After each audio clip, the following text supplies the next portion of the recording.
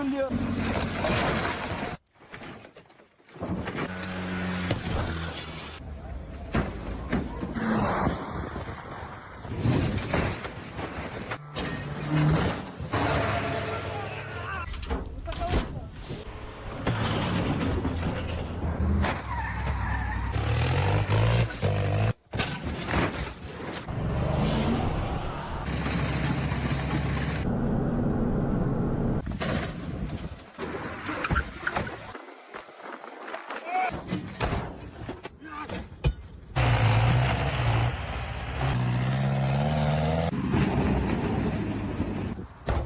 Мусорный ящик!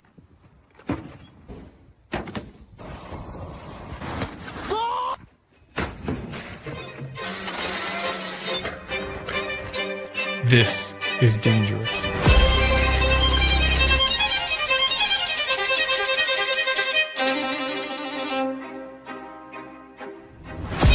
I'm not condemning these people. I'm not saying that they're bad people. I'm saying that they're dumb, okay? You haven't figured out that you're being lied to by this machine yet. You're a fucking idiot, and I can't help you anymore. Aliens, dollar collapse, demolishing of the deep state. Just because they've given you, as a conspiracy theorist, everything you've wanted, don't go on a victory tour just yet. And strengthen your relationship with God. I know that we're almost in World War III. I just don't care that he's retarded. And everything above that is a disrespect to God. I'm somebody that thought I could fix this, and I'm starting to think about having to eat my neighbors. Ladies and gentlemen, to episode 7 of Dangerous RTRDs. Welcome. We are so fortunate that we're not going to have to go to war with Russia. I can't tell you how lucky we are. Like, those guys would mess us up. I thought we were going to war with Iran, though, so is it much of a difference? Does it matter at all? Oh, trust me, they are preferable to the Russians. You see these I feel Russians? like we used to be better at that, right? Like in the days of Jackass and shit, like we used to be proper white people before whatever happened, whatever befell us as a country. There was a time when we used to also do stunts, get blasted out of cannons, jam dildos in your butt, and all kinds of other stuff. I don't know. Maybe we should have never moved away from that. What was the thing that they were cutting the car with? I'm just like, I just looked at it, I was like, what the fuck is that? And I've worked heavy construction, never seen a chainsaw of that magnitude before. Why are they making this stuff? I have no idea, but I'm just saying, like, Jackass stuff, they had a handful of things that could have killed him, like the running in the ring with the bull, blindfolded. Like, you would definitely die from that. But, like, half of the stunts that those Russians were doing were potentially lethal if you get the timing wrong. So, anyways, I'm just saying, I'm glad that we're not fighting them. Iran will be a problem, but like less so. Also, they don't have nukes, so like I think we got that one. No, I'm kidding. I don't want to do that. Anyways, thank you guys so much for tuning in. This is David Raven Top. I don't know. What do you call me? by? Whatever you want. You can make up some shit right now. It's fine. I'm Clint. You know, you guys know me. Let's do this. Let's talk about it. Let's jump into it. All right. So we already know Russia's crazy, and we're glad that we're not doing world war with Russia. But Clint doesn't seem to care about Iran, which is fine. So we're gonna just slide on to. Basically, I'm calling for war against Iran. Obviously. Okay. I'm not calling for war against Iran. I just don't really know what's going on anymore, and I don't believe it. Sounds pretty weak, dude. Were you calling for war, David? You know what? You know what it sounds like? Sounds like you're a fucking Iran apologist. Sounds like you love the Iranians. It does. Well, what has happened? What's happened that? Because I don't care when it comes, like geopolitics and World War III and everything. It's not that I don't care. It's that I'm so desensitive. How fucking long have we been worried about World War III? And I'm not saying it's not a valid worry, but I can only worry for so long. I have to go back to being happy.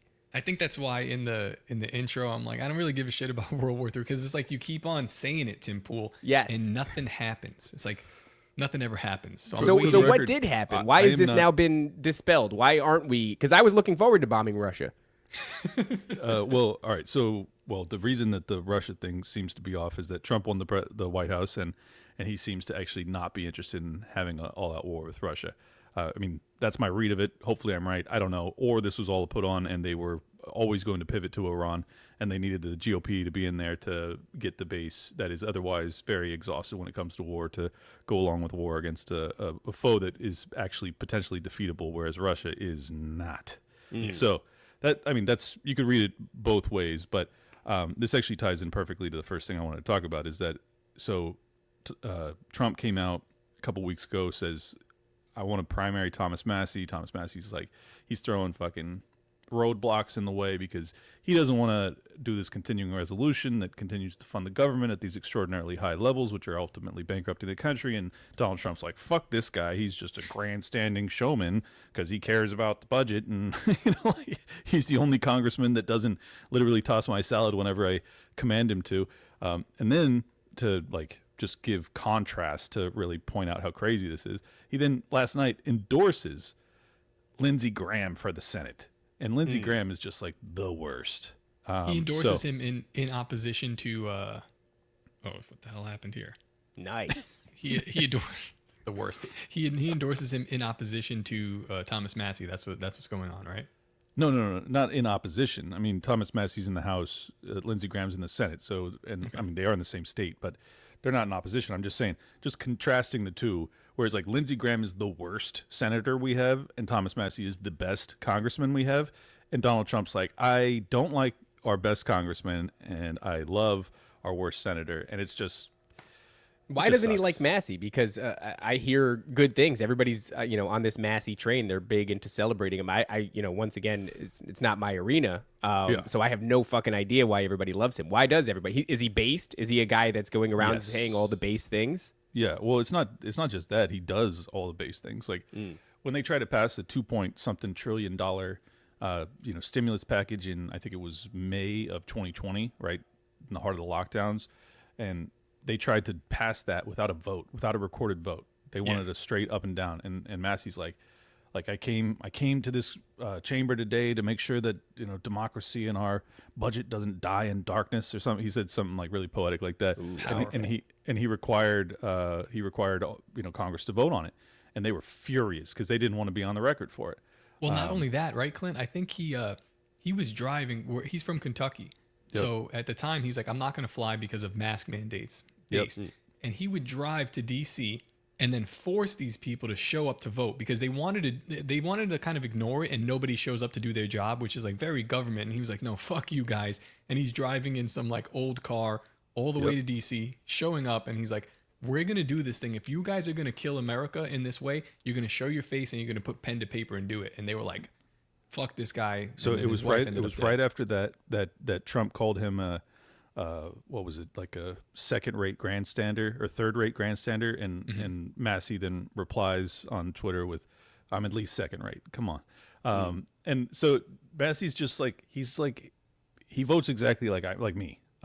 He's as libertarian as you find in DC. He's incredibly based.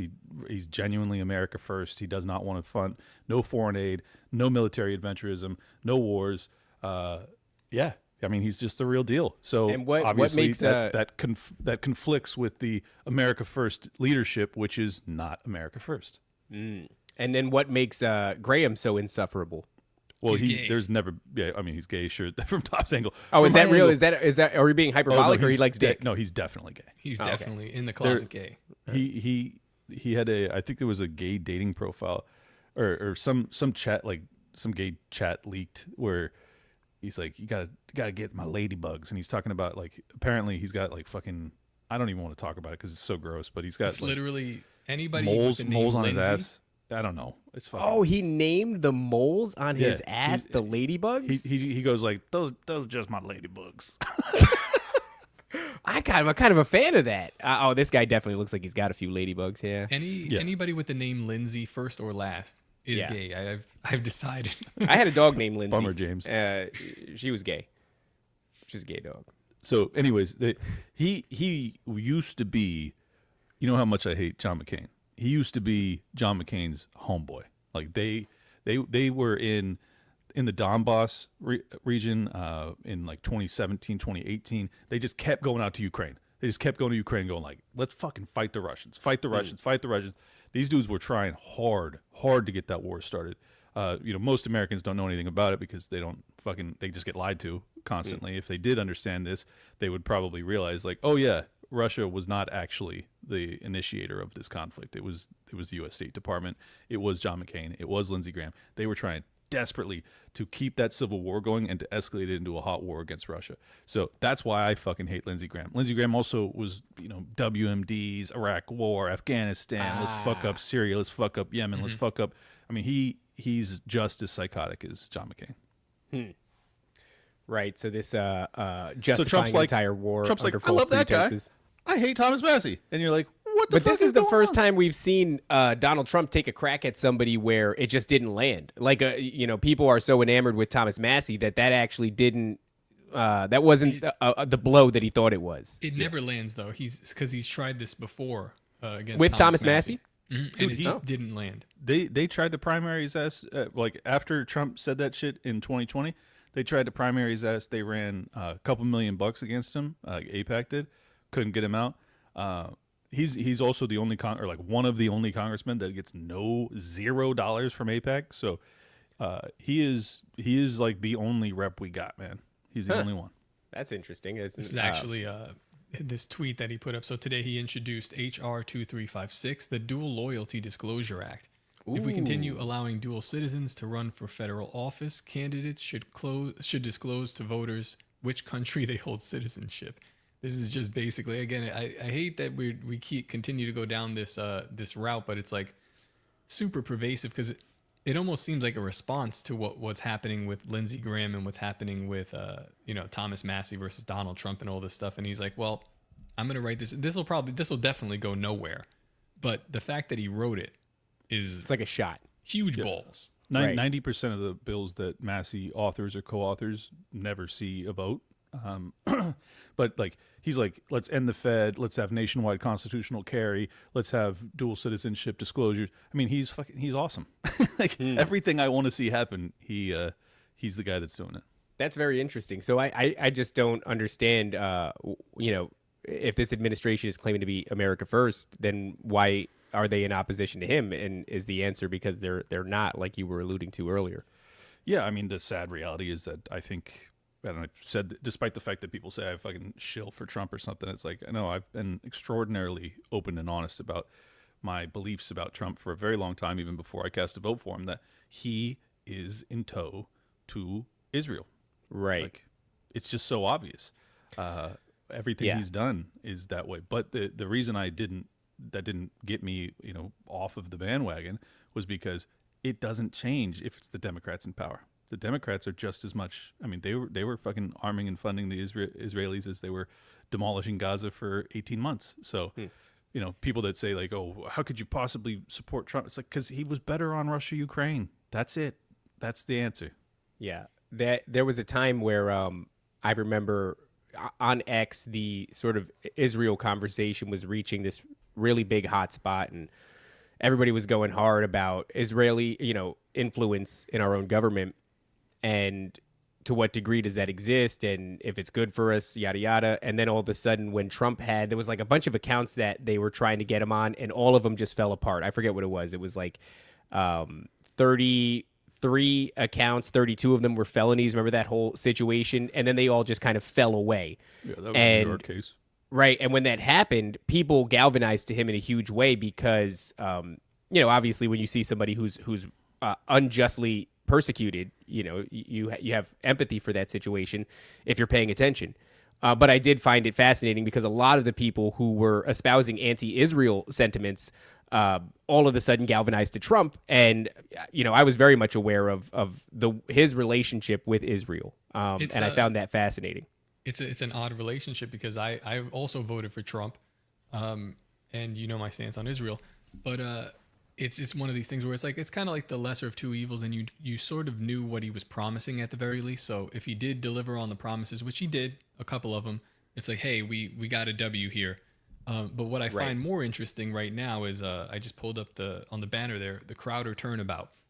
We have this is interesting. It's super interesting because, again, back to Israel, back to Trump, you still have Donald Trump. And I think last week, maybe I was talking about this last week, where you have this like establishment, like this political guard still pushing this thing, this Jewish thing. And I'm like, Donald Trump hasn't picked up on what's on the tea leaves yet, or maybe he has, and he's kind of like slow playing it, slow rolling it out. You've got Rogan kind of pushing this out slowly. But now we have the mainstream media, which is, in my opinion, well, the mainstream media is dead, but the mainstream media now would be Daily Wire, Steven Crowder, Tim Pool. This is the new mainstream. And it's interesting. It's an interesting move to see them on Rumble, but that's another conversation. But Steven Crowder now he came out and he was like, wouldn't you believe this? All these politicians funded by Israel. And of course he frames it with like, oh, like the Democrats take way more. They take like at least twice the amount of money, but the Republicans are taking astronomical amounts of money too. So it's like, don't mind the man behind the curtain here. But I'm not going to attack him on that. I understand, like, we have this right-left paradigm that you've got to play, and you've got to play on your team, and I get why, because the other team is just horrible. So let's not talk about that. But it's interesting that he's now being allowed to talk about the Israeli influence in our politics, just as the Daily Wire is just imploding and collapsing on itself. Yeah. Matt Walsh as well. But I know, Clint, you got a lot to say about it, so go ahead. Yeah, man. well, so it's interesting because I watched that Crowder segment just out of morbid curiosity to see what angle he would take on it. Because I was like, I'm sure this is going to be relatively milquetoast, but like maybe he goes hard in the paint. He's like, now he's crushing it on Rumble. Maybe he's just gonna let it fly. And he's like, so basically his argument is this. He goes, all this money, all these funds are going to these Democrats. These Democrats are completely counter to my interests and to America's interests into the Constitution. And he's like, and AIPAC is funding them too. He's like, they're not just funding the Lindsey Grahams of the world. They're funding the Ayanna Presleys and the AOCs and the whatever that Muslim lady's name is. I can't remember. God, I'm blanking on it. Anyways, but he's saying so. Basically, the only litmus test that they have for whether or not you get AIPAC funds is, or do you stand with Israel? You say yes, you get a bag. You get $500,000 to go run, right? Are you going to play it? No, as you're talking though, this happened a couple of days before that video. Are you aware of this meme? Yeah, I saw it. Okay, so this is the happy merchant meme, the greedy merchant meme, but it's blacked out as you see, and it's pertaining to the JFK files, which it's just weird. It's a weird, like, he signals. Oh and shit! then I he moves. didn't even recognize that. Yeah, it's a meme format. It's a silhouette of the guy, with the hands. So he puts it up. Aggressive. It is, but so the question at the time was, this was a couple days ago, early this week, or maybe late last week, and people were like, does he know what he's talking about with this? There's a chance that he doesn't, right? I didn't even catch it. Well, that's it. So it is. It's innocuous in that way. Like, it's hard to catch it on the first go around. I didn't catch it on the first go around. So there's always room for him having done that accidentally. But I mean, there is also this gigantic cultural shift where all of a sudden it's okay to talk about this shit. And to your point, right? He's saying like the Democrats take twice as much, and the Republicans, they still take an astronomical amount. So the cat's out of the bag, and the way we're playing with this information is almost like the lesser of two evils is the filter that it's passing through. Let me give the conclusion that I was getting to on the Crowder angle. So he says, they're giving all this money to these Democrats that ultimately are counter to the Constitution. So therefore, basically, they're un-American. Like, what they're doing is un-American. And I'm like, no. That's you're not connecting the dots here. So he goes. Like, as he's saying this, he's saying they want to, trans our kids and fucking ruin our culture and do all this shit. Like, that's what he's saying. That's what he's saying the Democrats are doing, and AIPAC's funding it. And he goes, interesting. And he goes, I just want to be very clear, though. I stand with Israel. That's what he says. And I'm like, wait. So you stand with Israel despite the fact that you understand that their lobby is responsible for destroying your country, destroying your culture. Because that's what he's saying. I'm not even giving my opinion on whether or not he's right. I'm just saying that's what he's saying. And then he goes, and I stand with Israel. So I just want to be very clear. And I'm like, what? Like, it's just, it's the Democrats are engaging in cultural decay that's funded by Israel. Right. But here's the problem. And this is why it still pisses me off. And this is why you're still being Pied Pipered away from the truth. The fucking GOP is doing the same thing, dude. Yeah. Sure, they get a little bit less money because their voters are already like totally indoctrinated into sacrificing their nation on the altar of Israel. So they don't need all of the funding to get them to support Israel anyways, because the fucking GOP is going to do it anyways.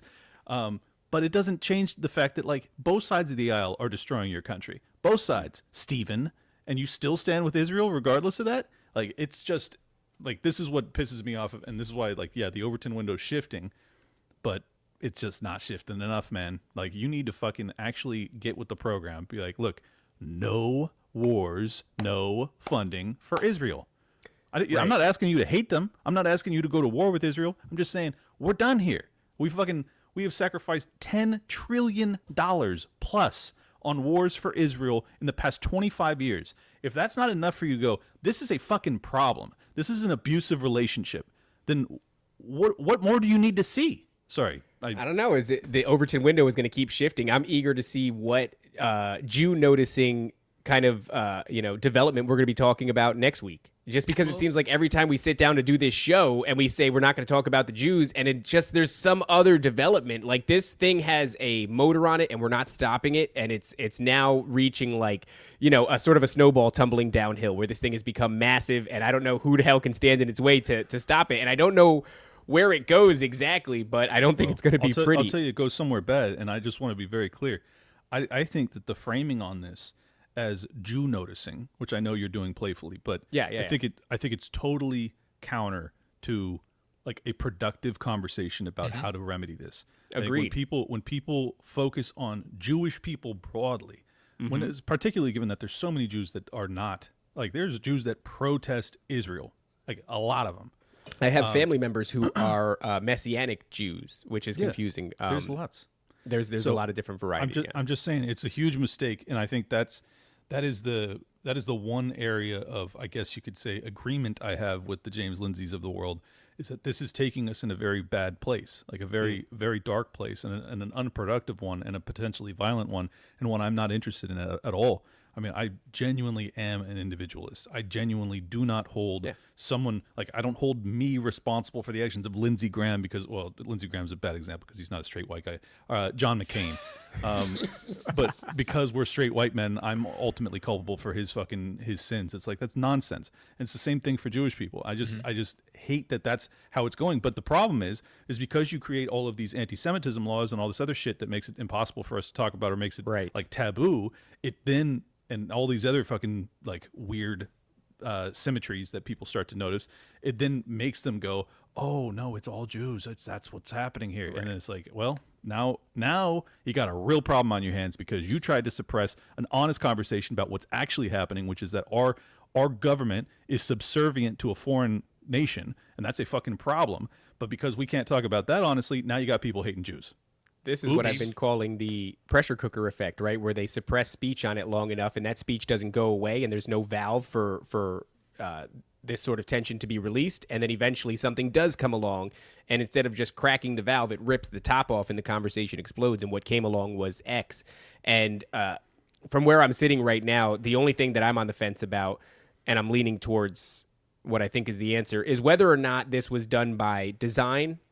Because we're looking at a culmination of so many really climactic events taking place all around, like, 2025. It's been happening, really building up in a tremendous way for the past 5 years. And I look at the way that all of these dominoes are set in effect, and I go, if somebody didn't plan this, it's almost a missed opportunity because it's one hell of a plan. I lean towards this was done on purpose, but either way, it doesn't matter. The fact of the matter is, when you suppress speech to the degree that it has been suppressed, and then you suddenly allow the dialogue to take place years beyond when it should have taken place, it's going to fucking explode. And now, once again, just to reiterate, we're in this place now where there's no nuance. It's not who are the Jews or what are the Jews, or are we talking about the state of Israel? Are we talking about politics or the government or yada yada? It's just fucking the Jews, and that is it's not constructive. It's not going to go anywhere good.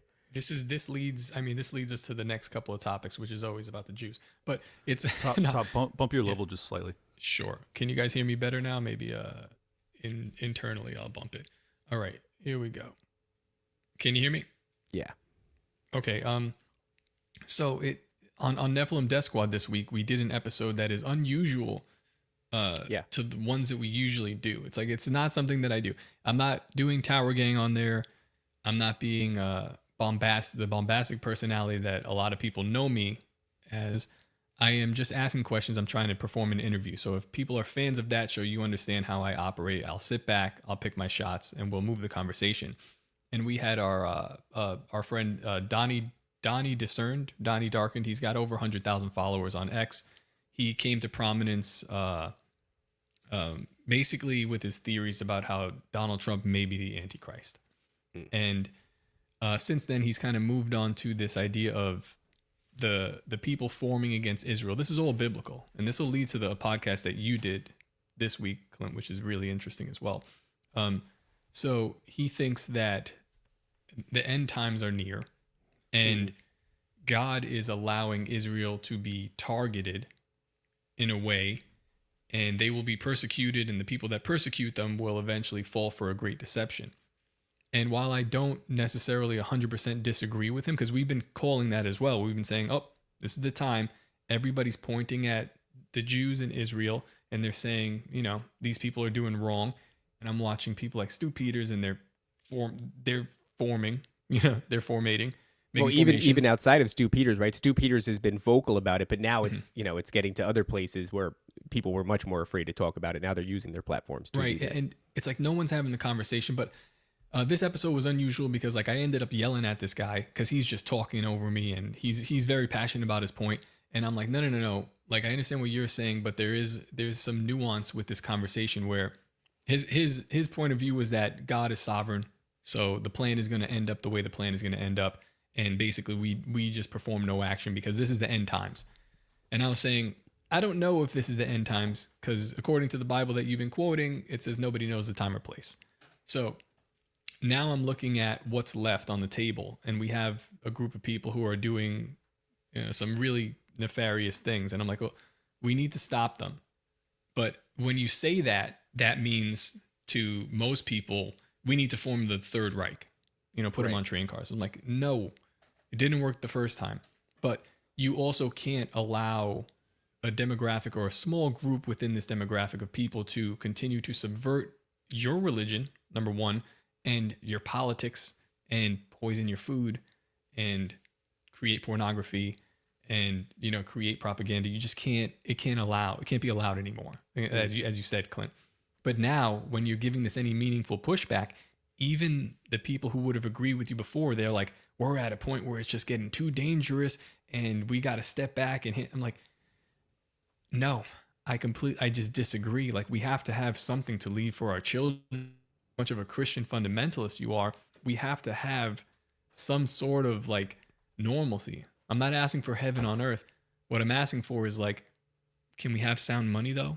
right. Like I don't think like we're ever going to eliminate evil and sin and everything will be perfect. And I don't even want that. I think it's very interesting that things aren't perfect. I find this world to be hilarious and funny and unpredictable. Childhood cancer, fucking ha ha ha, right? Very. What I'm saying is like it's a beautiful thing though. The earth that we live on, even with the tragedies that happen, like car accidents, these things are not necessarily evil or good. They just happen, and it is what it is. But we can't give up on. This is speaking to the Christian fundamentalists. We can't give up on a future that you think may not come because you think that God's sovereignty is going to have this plan that will end right now. Nobody knows when this is going to come to fruition. Right. Oh, And good it's like- example. I mean, sorry. Go ahead. Okay, I just want to say this ties in well to that conversation I had with Paul from Understanding Conspiracy. Is like he's basically saying that the timeline that 99% of Christians are functioning on is just wrong, and that in fact essentially Revelation already has happened or what's it called? Revelation has The- already the happened, and the rapture. millennial kingdom has already been established, and then My whole worldview and paradigm has been changed. Yeah, I mean it had, but I have no idea if this guy's right. If he is, it's obviously earth shattering. But he's basically saying that we're now in the little season and where Satan has reigned. And I got to be honest, like as he's explaining this all to me, you're just like, man, the past 25 years in particular have really felt that way. Like where you get ahead by being deceptive, you get ahead by selling out, you get ahead by being immoral, you get ahead by sacrificing your child to whatever fucking sort of social circle that would think that it's okay to put your kid on puberty blockers or chop off body parts. It's like there's some, and then you get ahead by masking up and social distancing and staying away from your fucking loved ones as they perish. Like these are fucking demonic things. Like, evil fucking things. And if we're in Satan's little season, it's like, all right, well, then all of that makes sense. Like it just immediately clicked for me. I was like, yeah, that fucking does make sense.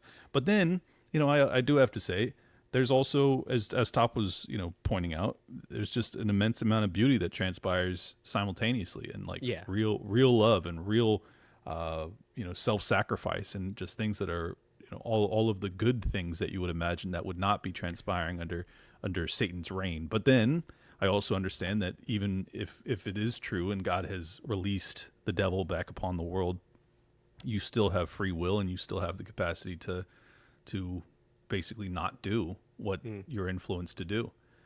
So I don't know. Paul's it's a very got some great. I just want to say real quick, that episode dropped at noon today. So once you're done watching or listening to this, check that out. I'm probably going to end up checking it out after this because it's a on crossover. Yeah, it's audio and video. Oh, okay. Oh, it is okay.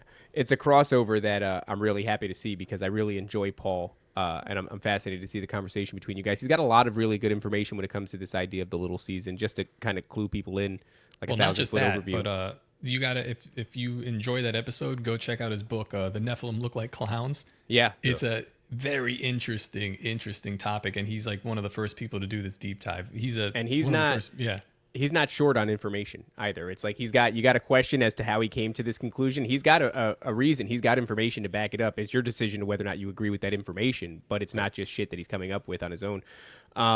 But what I would say is that just for the 1,000-foot overview, it's he looks to Tartaria, which has really taken the conspiracy community by storm over these last 5 years in a huge way, and he says that's the actual remains of the millennial kingdom, Christ's reign here on Earth, and also. I agree with him in the sense that it does appear that there are those who are manufacturing the fulfillment of prophecy.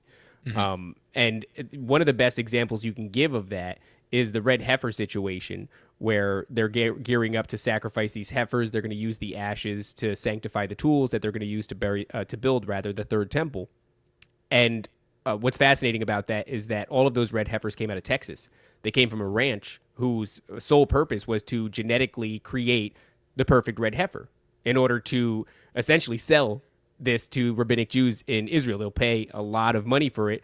And for the first time in, I don't know how long, maybe thousands of years, they were able to produce not only one, but I think it started off as 8 red heifers, and then it whittled down to 5, and then it whittled down to 3, and then that was the last thing we heard about it, because on October 7th, with the attacks from Hamas, one of the leaders of Hamas said that partly this was due to the red heifer prophecy, the fact that they were bringing about these red heifers and getting ready to sacrifice them. So in that way, I look at that as that's man manufacturing prophecy. And there's a lot of examples of that.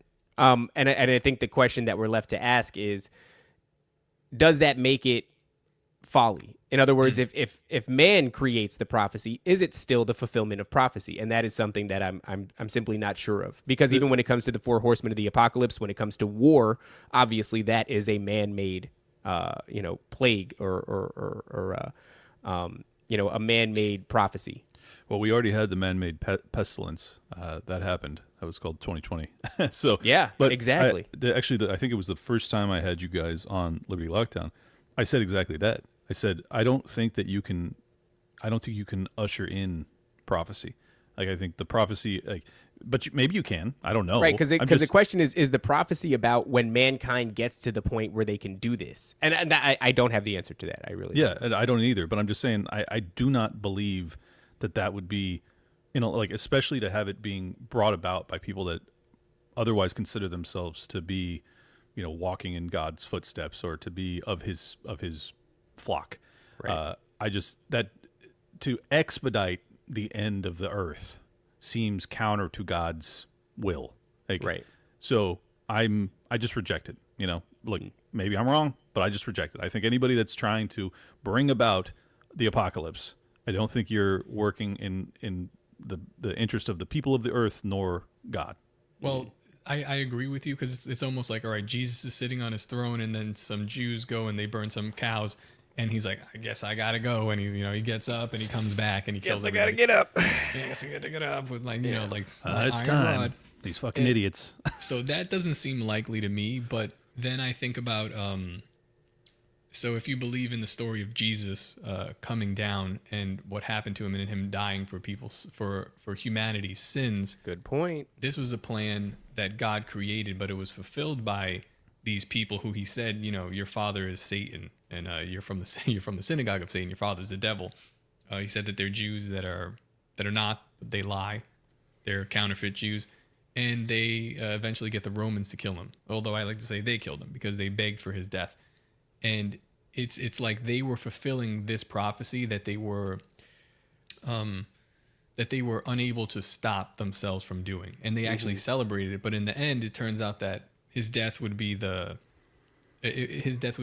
the salvation of the world. Right. So kind of a death blow to them. It's their death blow. It's what they've been.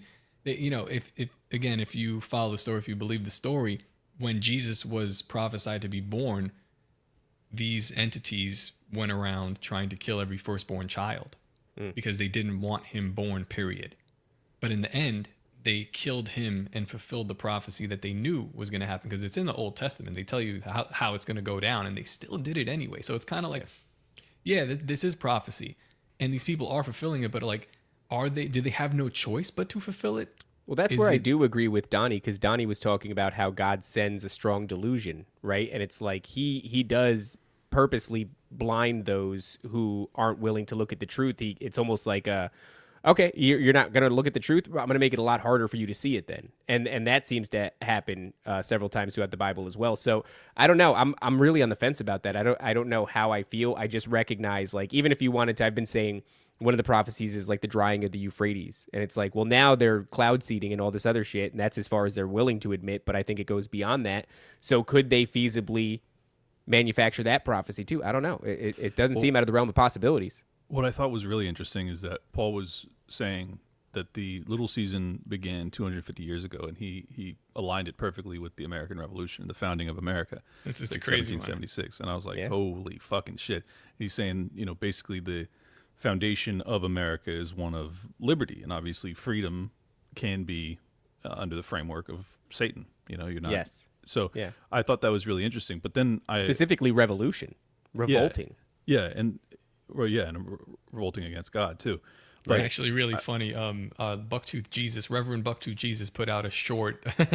I wish I was on the show yesterday. She put out a short that said like, basically, liberty is like one of the underpinnings of Satanism, and I'm like, fucking hilarious. That is the argument. But I just thought it was really interesting because America's foundation was built by almost exclusively Christian refugees, like people that were sort of, kind of. Yeah. Well, those who call themselves Christian but are not. Well, sure. I mean, who knows? This is why it makes it very hard to analyze any of this stuff, is because I can't know these people's hearts or, But I just thought it was really interesting. And then if you actually start to connect the dots and you say, like, all right, so you got World War I, World War II, and then you have this build up to World War III. And it's like, well, if this is, Satan's era, it's like it's culminating, and he's like, you have the devil is basically marshaling his forces from the four corners of the earth, and it's like, you've got America, Russia, China, Europe. It's like, well, you got your four corners, like, there you go. It's just it's all very interesting to think about. I have no idea if he's right, and I'm sure I'm going to get fucking immense pushback from my audience because it's such a weird topic. We do too. I mean, we're in that realm, but you know what? Let's continue the conversation really quick. I am cutting the stream to everywhere except for Dangerous Retards. Links. Kill the stream to X. You guys got to come and make sure you subscribe to the audio version of Dangerous Retards RTRD, and subscribe on YouTube and Rumble and everywhere else so that you can watch the whole thing. But we got to get rid of the live streams. Yeah, we want to move people over. We all have like sizable audiences, so we want to move you guys over so that you subscribe to us here. And just watch the rest of the show. It's all free. Watch us. Subscribe on audio and video platforms, Rumble, YouTube, wherever. We'll see you in the other side. Goodbye, people. What was I saying, David? I don't know, but I'm so excited for this arc. I've just been watching CLINT develop in the, and it's not that I'm expecting you to jump all the way in and be like, Jesus Christ is definitively, the Son of God who came and died for our sins. Paul said I should say it once just to be safe. So Christ is king. There we go. Based. You know what I like though is like, I look at you, Clint, and I recognize your analytical mind, and I'm like, if he can just see these things, then he will find them fascinating, and that is a good enough start for me. Is that you're finding it as fascinating as you are? It's very exciting. I've never rejected religion. I've just never been convinced, and I have a very, as you guys can tell, I have a very high threshold for when it comes to conspiracies, when it comes to religion, when it comes to news stories. I have a very high bullshit detector and a threshold by which I must be proven that this is actually factual. And God has not shown himself to me at this point, but I'm looking. I'm trying. There's a lot of bullshit, dude. There is a lot of bullshit. There's a lot of bullshit. It so much where it drew me away for a very long time. Where I'm like, I don't even want to look at this stuff because it's surrounded by nonsense. But I think things are like in these times now, there's going to be like a falling away, but there will also be people like looking at it a little bit deeper because there's going to be more truth coming out, and it's going to make more sense as the world gets more spiritual. Kind of out with the faggots and in with the critical thinkers. I think is where we're going to start to go. There's been a lot of gatekeeping. Yeah, and there's also a lot of people that are just galvanized to Christianity or another religion because it gives them identity. And I recognize that in people, right? I've talked about this before. We're all on this great big search to figure out who we are, and that's a lot of work. And it takes a long time, honestly, and it's painful. Instead, wouldn't it be nice to just pick something that gave you talking points, that gave you an identity, that gave you a tribe? And that's what we see a lot when it comes to like the left even, right? These people are just disenfranchised and they're looking for a way to expedite the finding myself process. So brother, a lot of people do that. I gotta interject. It ain't just the left. I mean, that's Democrats. Oh yeah. Oh, you're 100% correct. Yeah, that is tribe shit. And I gotta say, it syncs up perfectly with the diminution of the church, that as people fell away from faith and from God, they still needed a flock. They still needed a faith. And they replaced the church with, I'm a Republican. I'm a Democrat. And some did it with, I'm a libertarian. Like, I'm not going to even remove us from that camp either. So, yeah, I think it's obviously, it's a placeholder, but it's still a hole. It's still a hole in your heart for something. Yeah. And a lot of people say it's God. Well, that's the thing is, I do believe we're like these vessels. And we have, part of why we're here is to make a decision about what's going to fill this void. There is like a void in us. And it can be like kind of filled against your will, although it's not really against your will. Baby. You would still dangerous. What's dangerous that? Retard. It's a content hole. You got to fill it with content. content. It's a content hole. That's if you want your hole filled against your will, make sure you show up at Rapapalooza. I don't know if we're going to call it Rapapalooza because we want to be invited back. I don't know what we're going to call it, but if we tell this theater that we're doing fucking Rapapalooza, I don't know. We probably should have plugged this when Clint's thing was connected. But yeah, we are like moving full bore forward with this. I have already made contact with the theater, so it's going to be there. We've made contact with Sam Tripoli. He's down. Yeah. So it's all about numbers and it's all about timing and can we pull this off? And I think we can because we've done it before. So get ready. Tentative plan is Florida. Yeah. Yes. Yeah. Tentatively, it is the 14th and the 15th of June. We will see. But so far, that feels pretty good. So, David, I remember what I was saying before. I cut myself off to end the streams. We were talking about the little season and how we get extreme pushback from this. Like, oh my God. It's the people that hate us the most online are Little Caesar. We call them like the Little Seasoners, Little Seasoners. I'm going to make them a t-shirt with the Little Caesars box, but it'll say Little Seasoners. They're super passionate about this theory. And I still don't know where I sit on this theory. I like the 7-year tribulation and the traditional idea of Christ coming back and then ruling for 1,000 years. And there's some reasons why I do like that theory. And the two of the biggest ones, which I bring up to Paul, and Paul's such a good dude where he's like, I see that and I get it. I get it. But then he'll show you his information. And every time I talk to him, I'm like, damn, this is good information, dog. But one of them would be that there's like catastrophes that are supposed to occur. And the book of Revelation says that the mountains are flattened after all of these natural cataclysmic events. And this also leads back to what we were talking about with the 9 Puharich telepathy tapes and the messages that these entities continue to give to people about environmentalism, got to protect the environment because Like maybe some impending climate-related disaster is coming. It seems like these demons are always trying to push back against climate-related disaster because they're like, that's the end of us, dog. When that happens, like so they're probably like, clean up the oceans, please. So when we crossed that bridge, I got to, because last time we told Clint about our theory, and I think now it's probably time to tell the other half of it just a little bit, but we'll cross that bridge later. One more thing, the idea of so if we are in the little season, that would mean that Jesus would have had to have reigned for 1,000 years with an iron rod, and it would have been a fantastical reign where there would have been a plentiful amount of food, no sickness. It would have been tremendous. It does attribute to whatever these Tartarian buildings may have been with these wonderful arches that they're like, how did they make that in the past? And we can't even fucking recreate it. But then there's also the issue of like, okay, so this guy reigned for 1,000 years. Jesus Christ himself came down, sat on the throne in Jerusalem, reigned, and we don't have one shred of evidence for that. Hard to believe. I asked him. Yeah. He said that it could be like the spirit. Like he didn't come back down to the earth and reign in physical body, but rather he led in spirit. And like his whole argument is kind of, it's unfalsifiable to a certain degree, because he's saying, there's this 1,000-year reign, but there's also 1,000 years of fake history that didn't happen, and which enables him to condense this time frame down to make this work. And I'm like, well, who were we talking to? We were talking to John LeBon, right? I think, no, it wasn't John LeBon. I forget who it was that they were talking about. Was this the archive?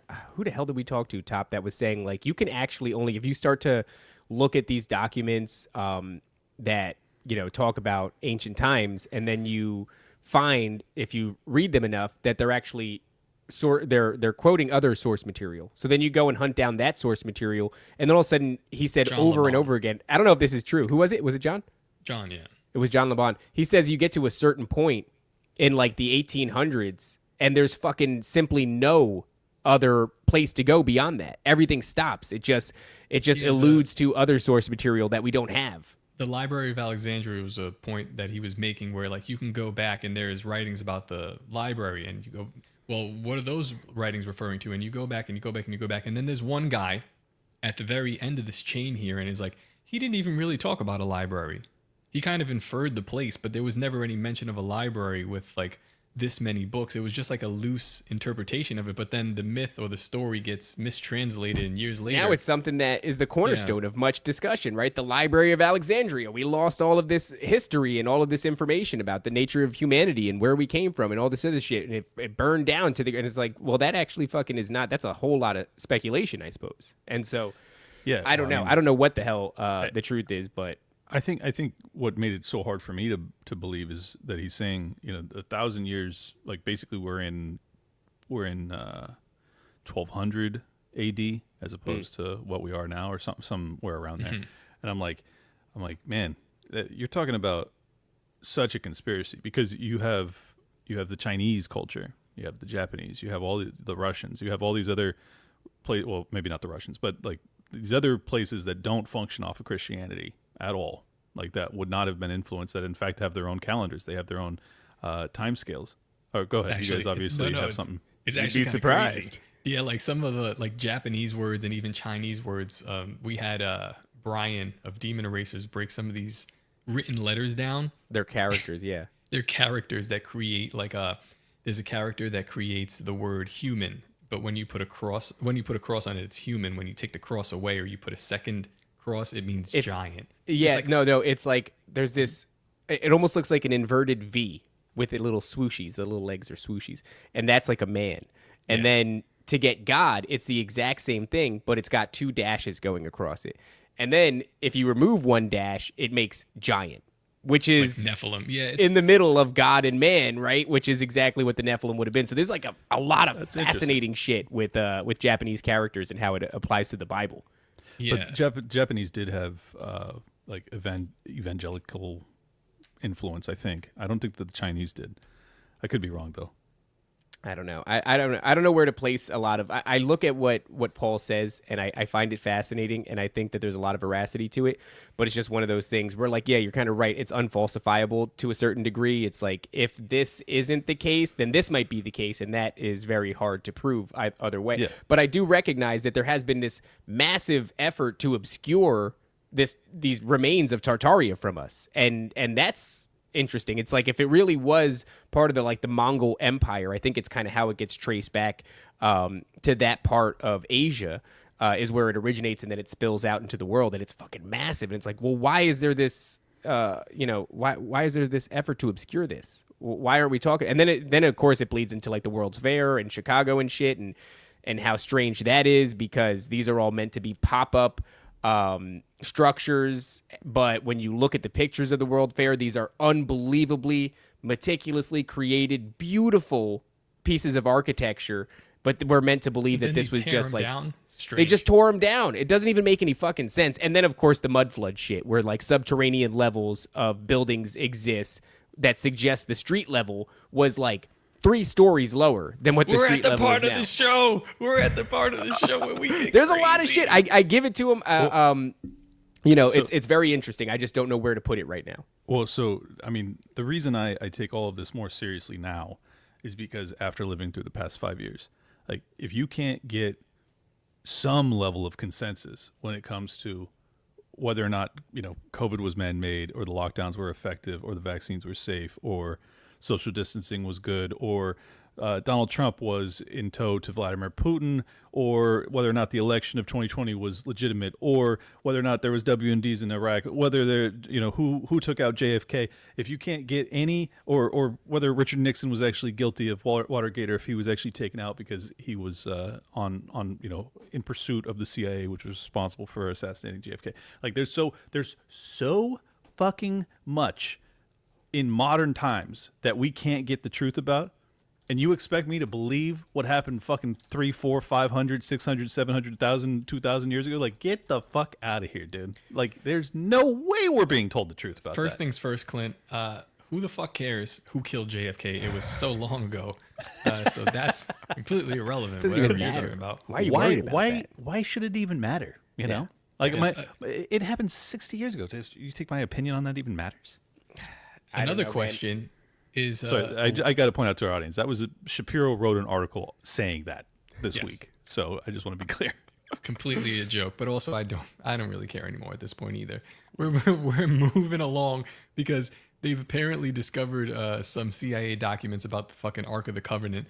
And why is this? Why is this in Mar-a-Lago? I don't think this is the real one, because I think he's a little too close. He's too close to. He's standing way too close to it. Unless it seems like people who are near the Ark in the Bible get like something akin to like radiation poisoning. Not they just basically that, like, just fucking fall apart and die. Yeah, but like it said, if you're not from the tribe, I think the tribe of Levi. So if you're not a Levite and you're not like properly like prayed up, you can't even move this thing. There's dudes that like they're moving it with sticks, and another guy's just walking by him, and in the Bible it's like, oh, it tips over, and he like helps it to stay up, and he just fucking explodes. This is where you get from Indiana Jones with the guy, like when they look at this, they like explode. Yes, in their heads. yeah. Fucking their eyes. You've chosen poorly. Yes, exactly. When I was a young man, I used to listen to Immortal Technique before I realized he was like some sort of communist pagan character. But he had this one line where he talks about the Ark of the Covenant being buried in Ethiopia, and that was always very fascinating to me. So of course I went forward and espoused it as if it was the truth, and I had done that research. And now all of a sudden this shit is actually happening. Apparently they did that. I know you have that pulled up there. I'm going to read a little bit from this article from the New York Post. It's titled, "The CIA Confirmed Ark of the Covenant's Existence Using Remote Viewing," which is fucking fantastic. A resurfaced declassified docs claim. And this was just the other day. This was just yesterday, actually. The CIA claimed to have confirmed the existence of the Ark by way of remote viewing, a.k.a. extrasensory perception, or ESP, which is fascinating because the telepathy tapes are gripping people, and much of what they're describing in the telepathy tapes is remote viewing, more so than just telepathy. But alleging the mysterious and sacred object is guarded by entities with an unknown power, a recently resurfaced declassified document claims. I just want to stop there. I don't even want to read anymore.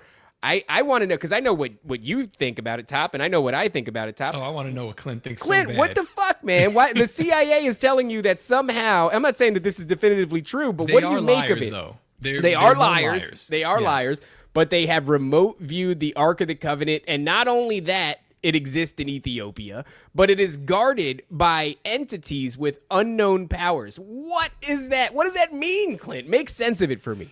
Well, I mean, you'd have to actually have. You want me to put on my normie hat? You'd have to actually have confirmation of the remote viewing. You'd actually have proof and confirmation. I need you hard would. evidence. I'm sorry, you would, because remote viewing, like they have other disclosures that said that they had remote viewing of Mars that showed ancient buildings like pyramids and shit like that. Yeah, it's like all right, but you could fucking pick up a telescope and you don't see that. I kind of want to slap the shit out of the CIA when they do that. When they go, hey, we remote viewed the surface of Mars. I'm working fucking, a job. I'm cooking dinner. I'm cleaning that. What the fuck do you want me to do with that information, sir? You remote viewed the surface of Mars?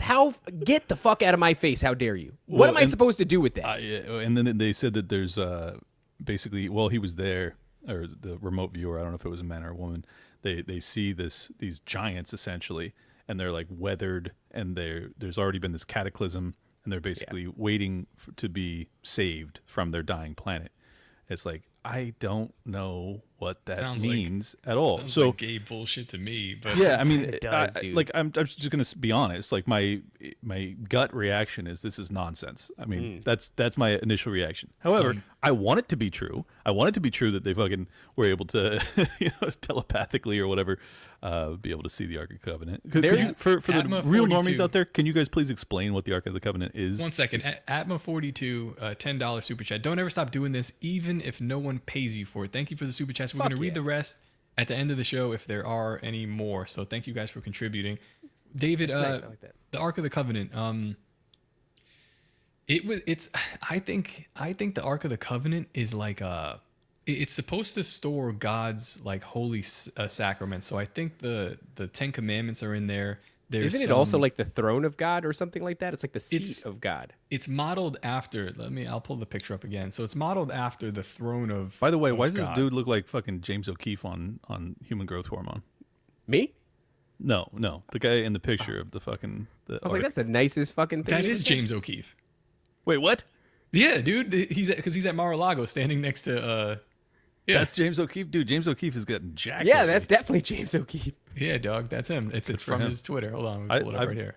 I was in studio with him. I was in studio with him a year ago. Look at his chest, dude. He's getting fucking. He's looking getting big. good, You can tell by his James. hands. Look at his hands. You can tell he's been lifting. Yeah, when I was with him in studio over a year ago, or about a year ago, he did not look like that. He got some Well, weight that's on what that happens chest. when you fucking Well, this when is you old. carry around all the truth, dude. This picture's very old though. This was from I don't remember when, but in between 2020 and 2024. So okay, so he shrunk before I saw him then. Either he shrunk or he's just looking like he's doing he's doing his thing over there. But Just getting crushed by the truth. so yeah, this part of the Ark of the Covenant there that you sort of see there, so it's supposed to replicate the throne of God. And when they made it in the Bible, God gave, I forget exactly who, I think he gave Moses the directions exactly how to make this to the exact parameters. If it's not to these exact parameters, this thing won't work for whatever they want to do with it. And it's supposed to be a replication of like as above, so below. So now the Jews, or whatever we are calling the Jews, they have this thing. And they use it as a weapon. They use it as like they keep it in their temple until the temple is built. But they march around, I believe it's like the walls of Jericho. They march around with this thing for like 7 days or 3 days. And then the or something fucking, like that. And the fucking whole walls fall. Yeah. So this thing has immense power. We don't know what it is. Inside of it, they say the Ten Commandments are in there. A part of like, the story of when the Jews are going through Egypt and God gives them manna from heaven to keep them for the time that they're walking there. They eventually rebel. They go, oh, this is not. We get the same thing every day, and so some of that's in there, and there's some other shit in there. So it's supposed to be very sacred. This is stuff directly from God, the stuff that God has given the Jews with His own hand. He cut the stone out of the mountain and all that, and gave it to them. So that's what this is. People have speculated that it could be like the power that it holds. It could be something like nuclear power, like devastating, absolutely devastating power. So in the sack of, I believe the sack of Jerusalem, when they knocked down the temple, somebody took this, or this was moved, and it like they lost track of it for hundreds of years. They think it's in modern day Ethiopia, and now that's what's significant is that the rumors have been that this thing is being stored in Ethiopia, and the CIA is saying that they remote viewed it in Ethiopia. So back in the 70s, and yeah. And my thing is, do you really? Oh no, I'm sorry, 1988. Do you The believe? Yahweh loot box. Can you believe for a moment that the great. CIA would have the location of the Ark of the Covenant, and that they would just let it rest in Ethiopia? No, they go get it. Right. The thing is, though, can you touch it? Like, can you actually touch this thing? Because I don't know. They certainly would have killed all of the tall, skinny black people surrounding it. That's for certain. And Yeah, then they for would have sure. found out that they couldn't have touched it, and then they would have figured out a way to transport it without humans getting close to it. I just don't think that they would have ever. So I don't know. I don't know if this is true. The CIA has a long history of using remote viewers. That's what popularized the movie The Men Who Stare at Goats, right? With George Clooney and all those other schmucks. I could talk about this publicly now because it's not happening. But so for those that aren't aware, which is everybody, I was supposed to be the senior communications director for the undersecretary of HHS. Until they figured out that you could not remote view. Exactly. Get the fuck out. But I was going to be, second in command to the second in command of RFK Jr., which would have been fucking totally surreal and bizarre. But the reason I bring that up, it fell through for a litany of reasons, and I'm honestly grateful because I love doing what I'm doing. And no, it had nothing to do with that. Amazingly, that should have been the end of my my process. But I was recruited to do that, and I would have had top secret clearance. So the reason that I bring it up is like, if I don't think I would have had that level of clearance, but had I, oh motherfucker, I would have been figuring out, did they follow up? Did they go and hunt down the Ark? Like I would have been all over that. Of course they did. Here's the thing, man. Like the OSS, which turns into the CIA, that's all Nazi shit, dude. And they were after ancient artifacts when they were in Nazi Germany. So when they came here and integrated themselves in America, it's like, yeah, dude, you don't think that they were doing that? They're looking for the fucking Spear of Destiny. They're looking for the Holy Grail. They're doing it all. The Spear of Destiny is what the Roman soldiers stabbed in Jesus' side to make sure he was dead, and water comes out onto the spear. So like Hitler was actually actively looking for these artifacts because he thought that they definitely hold significance, but he thought that they might hold some sort of power. Does the Ark of the Covenant not have anything to do with the Chalice of Eternal Life? Like, is that a thing? The Chalice of Eternal Life sounds a lot like fucking what's that called? The Fountain of Youth or something. Yeah, Fountain like that. of Youth. Is that? No, I don't think those things are. This thing seems more like from again. You'd be better off talking to somebody like there's a guy 21CE. He does a great breakdown of everything about the Ark of the Covenant. But from what I've studied and what I read about it, it seems like a weapon. It seems like a weapon, and it seems like also like a sacred. I mean, it's God's throne, so that's why the Jews were keeping it in their temple, because it's like this is a replication that God gave us of what it looks like where He's at, where He's sitting at. So this is like a sacred artifact, but also a weapon when it chooses to be or when God wills it. I don't know. This is how the stories go. So yeah, I don't think it gives you eternal life. It seems like it killed a lot more people than it helped. No, I was conflating the two. My bad. A lot of the people too, when people are trying to interpret these biblical texts, it goes back to Top said before, it seems like it might be some sort of a nuclear weapon. And a lot of what gives that its backing is the idea that much of the things that ailed the people that got too close to the Ark seems to be some sort of like really accelerated radiation poisoning. Like the shit that people, I know there's a couple of dudes in Europe that have legitimate cases of coming in contact with UFO. I'm not going to call it UAP. That's a new psyop. That's a gay thing, UFO. yeah. It's a gay thing.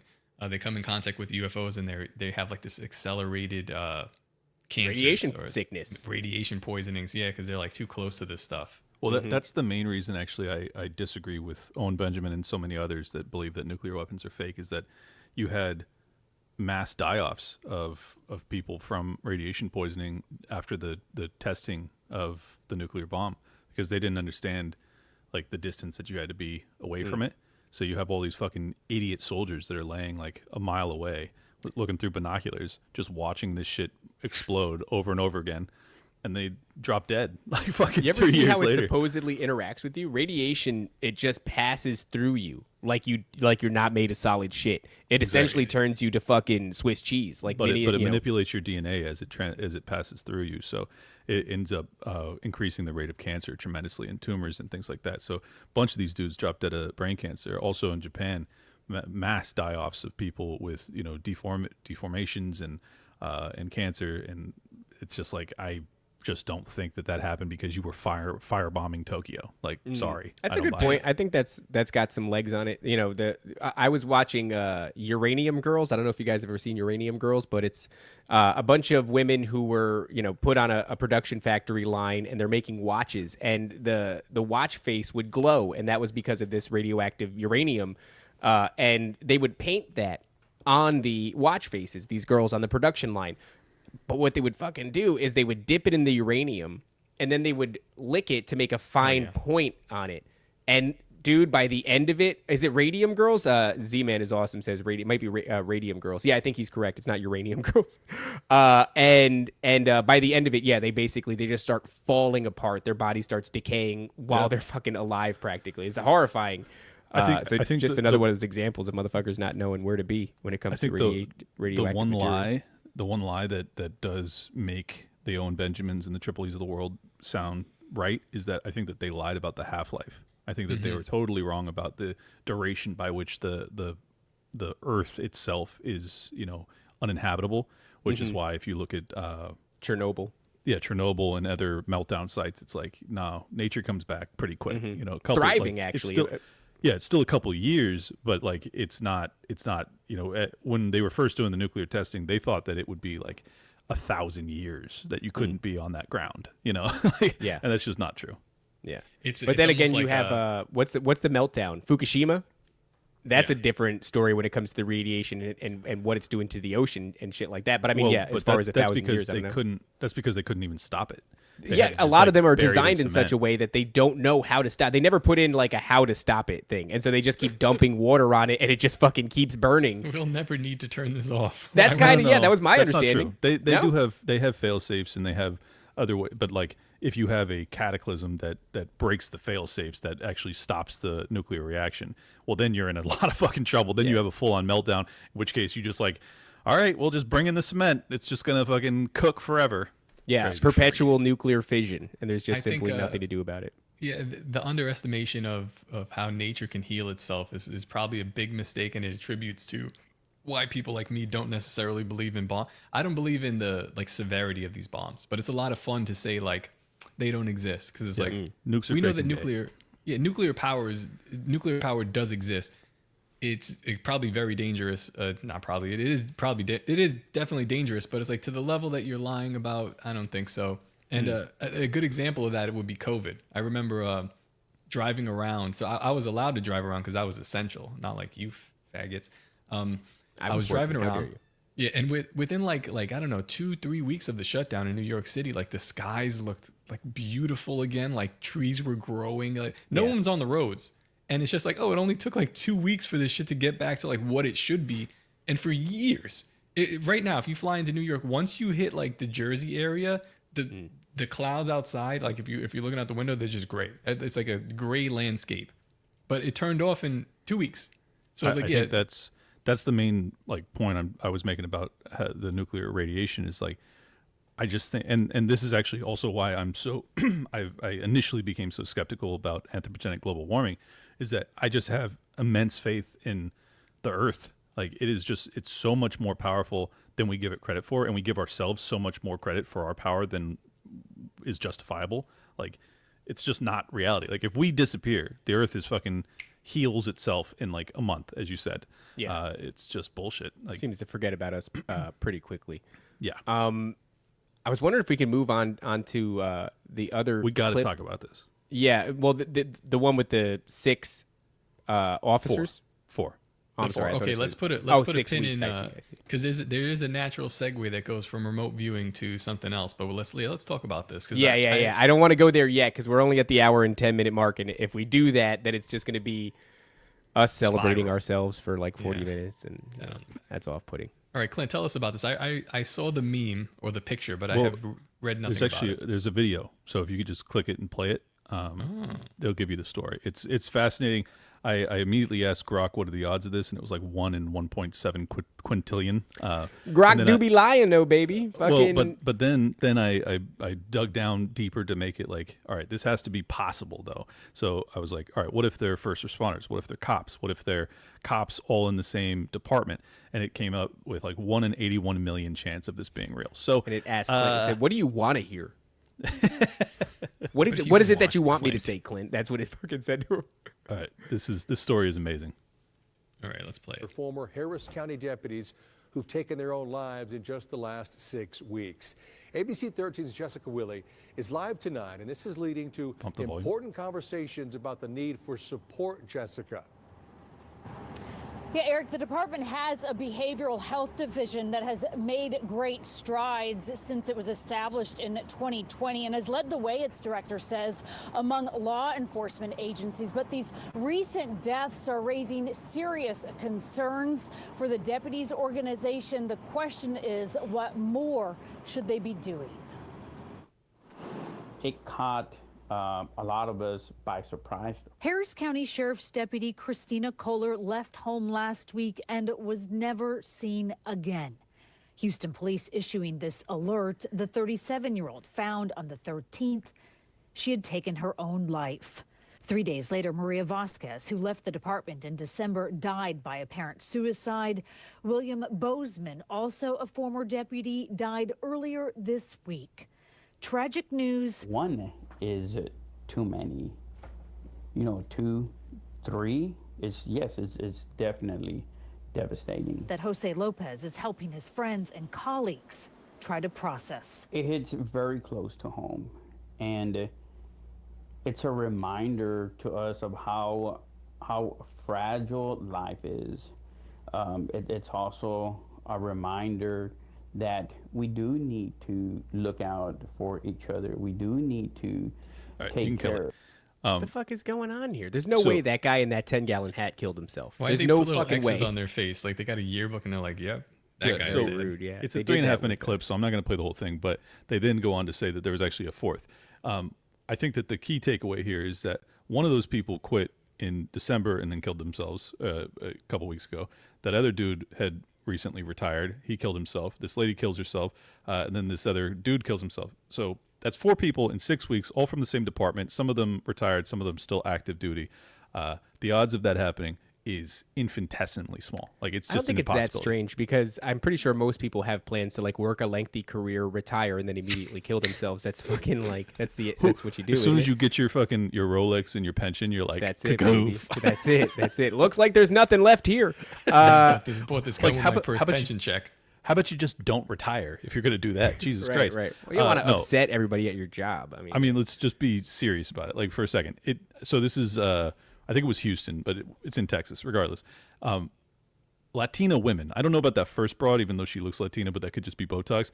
The other broad is definitely Latina. Latina, like women don't kill themselves. That's not a thing. they White simply dudes, don't. You're fucking correct about that. White What was dudes the kill method? themselves all the time. All gun? They don't say, but I don't know. Tied to a tree with a shotgun to the chest. Yeah. Yeah. But you can hypothesize 1,000 different ways on this. I was thinking, this is probably cartel territory. They could have been involved. Texas. They could have been involved with the cartels. They could have been involved with human trafficking. They could have been. I don't know. Or they could have just been investigating a story that was about the cartels and trying to actually get to the truth of that. The fact that some of them were retired though makes me feel like no, this has to be something else. Like this has to be a organized crime ring within that police department. The fact that you have the active cops that are talking about this, and they're just like, yeah, this really strikes close to home. We got to fucking focus on our mental health here. Like, I can't believe this. Yeah. It's like, but he's not going like, we're going to really figure out what happened here, because I don't believe for a fucking second that 4 of my active and former deputies all killed themselves within 6 weeks. Like, he's not acting disturbed at all. He's just like, we really need therapy around these parts. It's if like, I was, no, if the I had fuck to give you like don't. a public press on that, I'd stand in front of the microphone and I go, what are the fucking odds? Anybody? Does anybody know what the fucking odds are? This is crazy. Yeah, I don't know, man. It reminds me a lot. 14 quintillion, apparently. It reminds me of when they recovered Anthony Weiner's laptop and the chief of police in New York was talking about how harrowing the footage was, and that people had to watch the video that were on the laptop in shifts because no one individual could sustain it for that long. And wasn't that only like 5 people that killed themselves? I think it was fucking. I think it was 16. It was. I want to say Jesus 9 for Christ. whatever reason. I don't even know. I see. I still don't believe that that's true either. Like, I don't think it was because it was so harrowing to watch that footage. I think that they were being taken out to cover up that story. 100%, yeah. Well, he didn't say that all my officers killed themselves because it was harrowing. He said that my officers threw up because it was harrowing. I believe that. I would say, the thing that conjoined all those officers were that they were on that case, that they were reviewing this laptop. So I was like, yeah, in this case here with these people from Houston, Texas, it seems like at some point before December, before this guy retired, these guys were on some sort of case, or they reported they reported to a crime scene or something. They saw something that they just simply shouldn't have seen. And I got to point this out too. Same shit after J6. Ton of those dudes took their own lives. That's right. Yeah, the guys that were claimed to have died within the building, they died days later. Some of them. Well, some of them did, but then a bunch of them killed themselves after. And I've always assumed, I don't have any inside info, but I think that because that was an op, because there was undercover or plainclothes police that were there, that I think a lot of those guys fucking were like they knew that and they wanted to talk about it. And I think the Democrats and the FBI, which in my opinion, it was a sting operation to try and demonize MAGA and to ultimately criminalize Trump's support base, that they were like, well, any of these cops that want to fucking actually go public with this shit, bye-bye. We're not having you fucking disclose the fact that this was a sting operation. So that's always been my read of it.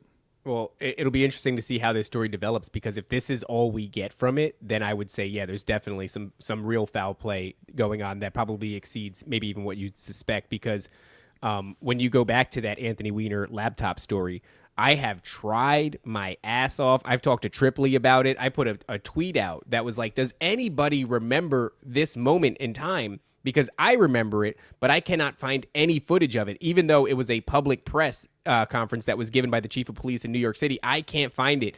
Never found it.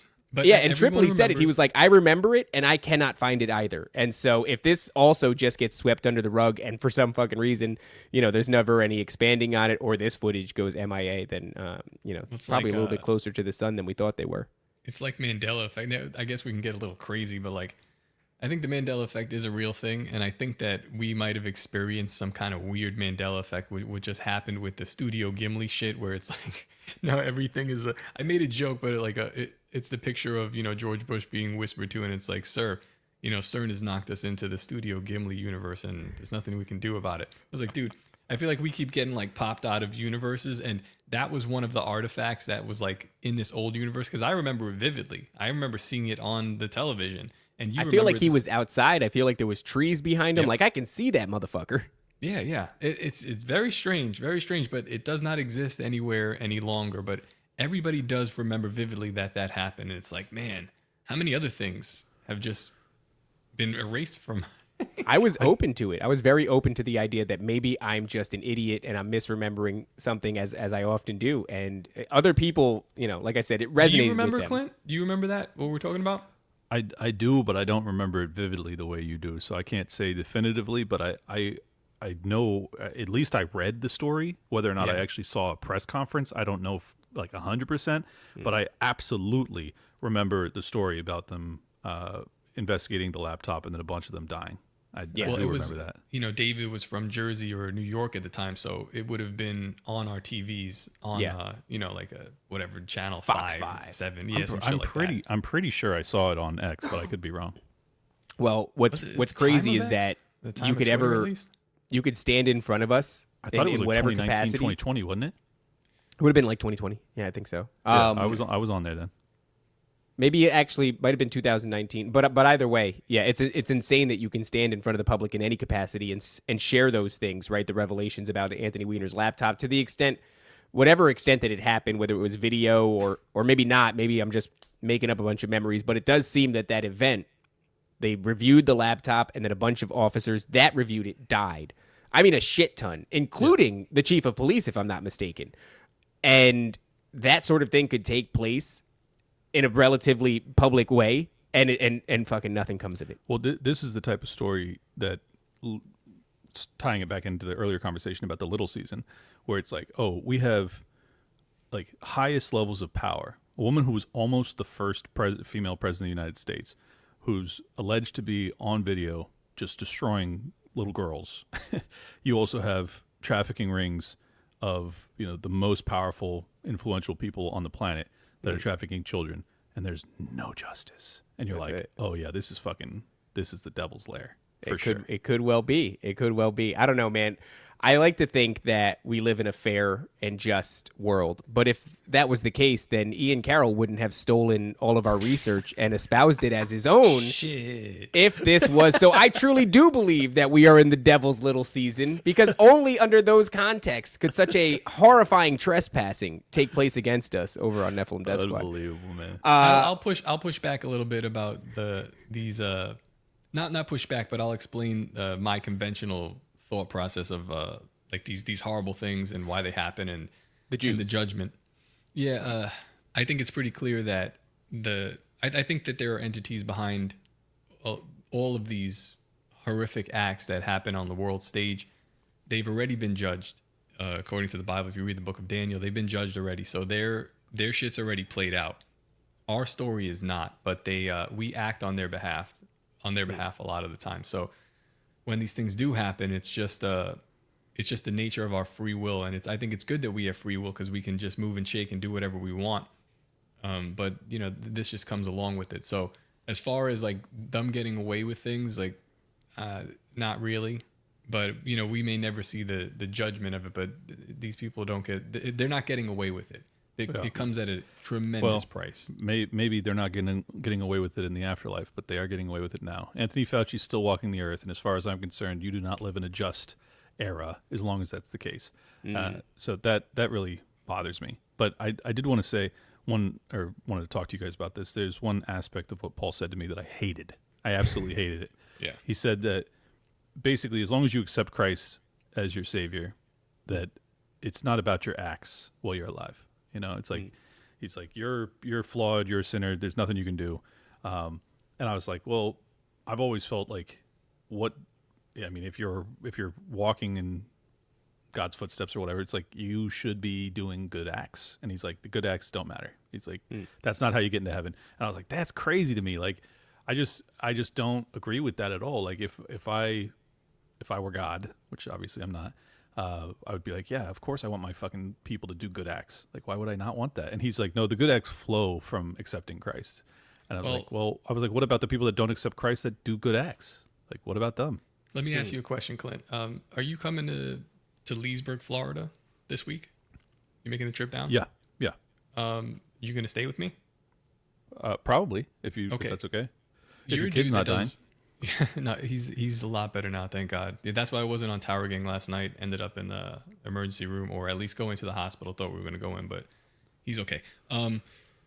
You do a lot of good acts as a person. I think you're a good person. Yeah. But if you didn't know me, would you be invited to my house?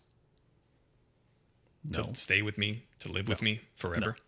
No. It's weird. Even now, if you're like, you're going to live with me forever, I'd be like, I don't think we have that kind of relationship, Clint. It's a little strange. You come over for a weekend if you'd like. I would agree with that. I think this is the same idea. So if this is God's house, his domain, if you're asking to like live with him in the afterlife forever, because the alternative would to not live. So the idea of God is like, God is he is light. And people want to be next to that. That light is the truth. That light is like our origination. So you want to draw closer to it. And we replicate that every day in our lives, where we're, especially us, we're seeking the truth, right? You're seeking this kind of like light, this enlightening, if you will. So you're searching for God in a certain way, but I think he presents himself in a lot of different ways. If people are not searching for this God and they're not looking for this, they have no relationship with him. I don't even know why they'd want to live. Why would you want to live in his house? You don't even know this guy. It's a very strange thing. That's how I look at it. You've got to have some sort of relationship with God in order to live with him later. And I kind of get it. It's like, even if you're a really good person. That makes perfect sense. Yeah. There's the other side to it too, is like, so to even be invited to the house is you have to go through his son. But the other thing is he's prepared a room for you in his mansion. And what is in that room, that is actually the works. So in other words, like, to get to this place of eternal life and salvation and redemption, it's through Jesus Christ. Once you're there, there are like gifts and things that you can have in the afterlife. Those come by way of works. So, in other words, so whether or not my house in the mansion will be furnished or not is dependent on my acts. Yeah, and you have a habit of renting along with the furniture. So if you'd like to keep that up, you know. But I do look at it as like so if Hitler, I mean, you know, this is if Fauci decided to repent and then have a relationship with Hitler's God, got a penthouse, bro. Yeah, or like right before, if a horrible person did that right before they died, I just got to be clear, that was a joke, please. It's a nice Hitler did a lot of good things. I mean, rooftop, baby. Let's go. He's got a fucking infinity pool. I like to see it as like they be living like those people on their deathbed that kind of did all this awful shit. You're living in Section 8 in heaven, which is still great, but it's like you're not. You know, it's like you're. It's a lot of blacks around. I think it's the relationship, and I think that it's important whether you believe it conventionally, like the way Christians do and all this. It's like, are you even seeking to know what this is or to understand that? Because I think that the person that created you, the entity that created you, wants more than anything for you to ask, like, yo, what am I about? You know, that's what, again, this is like a Nephilim Death Squad thing, but that's what the Bible is about. It's like, it's not necessarily a book that people use it. They use the scriptures to like hit people with and, you know, judge people, but it's really a book about what God is and what the hell he does. And it's like, you read it because you go, oh, this is what he does. It's like, that's an interesting characteristic of this guy. You're getting to understand what he is. Mm-hmm. And that's kind of why it's fascinating. And whatever, more people I used to look at it, Clint, as like, I used to think, how could you possibly claim to understand the nature of God? I was comfortable with this idea that, like, if you cannot destroy or create matter, all you can do is change its form, right? It's the first law of thermodynamics. So, you know, all matter existed and will exist into perpetuity. It just depends on what form that it takes. So I thought that it's reasonable to suggest that consciousness might have a similar thing, like it returns to a source of some sort. And so for a time in my life, I was comfortable picturing God as like an amorphous cloud of energy that consciousness returns to, something very gay and dumb. And as I've done Nephilim Death Squad, and the more we've researched this, the more comfortable I am with this like spiritual principle of as above, so below, right? We've discovered that the nature of reality is in fact fractal, right? Like the minutia mimics the macro. Like it's as above, so below. So the Ark of the Covenant, right? It's like, it's very much like that. Like here's a small version of what I want you to look like on Earth, and then this is what we do up there, you know? Right. So I started to become comfortable looking at God as like having a personality and things like that. Like, I don't think that we're so unique that we have all these things. And if we are truly made in the image of God, then maybe it's not this like fucking hubris leap to think that you could understand the nature of God. And then the more I started to look at it through that lens, the more I started to feel like, shit, maybe you actually can. Maybe you could understand quite a bit about the nature of God. And maybe he's not completely, like, fatherhood made me really understand, like, oh, I think I get a lot now about God. And then to that point, if my son was sacrificed so that a bunch of assholes could have salvation and eternal life, I would turn away anybody that came to me and didn't know my son. That's weird. Like pray to your son? No, I mean, like, if they, well, I'm not saying my son, but I'm saying, like, if I was God and I had my son sacrifice, you know, because I loved all these hideous asshole creatures around him, and then those hideous asshole creatures died after a life of sin and didn't know my son, rejected my son, I'd be like, you're fucking really a dick, man. So you think God has the the humanistic trait of like, you crossed me, you injured my child? No, I think he's probably better than me, but I think there are some personality traits you can put on God. Like when Bernie Madoff made off with your money, or Anthony Weiner sent his wiener to a child, like I look at that and I go, God is very funny. Like God has a personality, God has a sense of humor. And I it's just by way of observation of looking around. So I don't know. There are ways in which human beings fall short. And my appetite for revenge or getting even is a way in which I fall short. I think that there are... those are restrictive. But I wouldn't put those necessarily on God because I recognize that as kind of shit behavior. It's hard to explain. So again, like we don't know. I don't understand God completely. That's like why we try to figure this out, because it's fascinating, right? It's like the story of everything, and it's like, what is this thing's personality? Him, her, and not her, but him, it, whatever. What I know for sure he wouldn't like is Ian Carroll stealing our shit. And this is really what I'd like to harp on. That's where, Where did we leave off last time? Because we managed to present you, Clint, with a theory that, if I remember correctly, you thought was at least fascinating, which is the most that I could ask for. Yeah. And so clearly Ian Carroll listened to that episode. He also found it fascinating, and he went on to do, and it became a race, dude. I don't know if you saw that. Like, I'm kind of picking on Ian Carroll a little bit. Only because I'm jealous of his height and his mustache and his face and his body and all kinds of things like that. But in reality, you were correct. Because off air you said, or maybe you said it on air, Clint, you said you got to fucking get moving on this because the idea is already out there. I said record it tonight. I think is verbatim what I said. I was like, you need to put this out immediately. Yeah. And we didn't. And then, of course, Ian Carroll makes an announcement. And the announcement that he makes, he pairs it with a thumbnail. He tells the people that he's going to be talking about the telepathy tapes, which isn't really like super outlandish. He just brought it up on Rogan's podcast, so it is, in his wheelhouse. It's been on his mind for some time, it seems. But the thumbnail that he chose to promote this upcoming show with was fascinating because it had the seal of the CIA on it, which, they're tied in pretty intimately to this situation with the telepathy tapes. And so what I will say is I'm pleased to announce that after Top listened to it, I didn't listen to it, he says that he took the... What route did he take, Top? I think he took the conventional route. I mean, the one that makes the most sense. The one that... But it's like, I was talking to my wife about it afterward, and I was explaining to her what he did, and she said, a lot of people want to hear that. That's what the people want to hear, because like it was like very surface level. Like he just scratched the top of what this stuff is. He talked about he got into Project Stargate, which is a big one. This has to do with remote viewing. He got into the... I can't believe the fucking lower Chiron is Ian stole our theories. Stolen this fucking mustache. That's right, thing. dude. Yeah, and this is can I just say real quick, hour and a half mark. This is my official request for an apology from Ian Carroll. Rescind. Yeah, please rescind and delete your episode, and then also attribute it to the correct owners of the information, which is us. And also, if I feel like it's not genuine, I'm not going to accept it. No, yeah, we will not accept the apology. You're saying that here and now.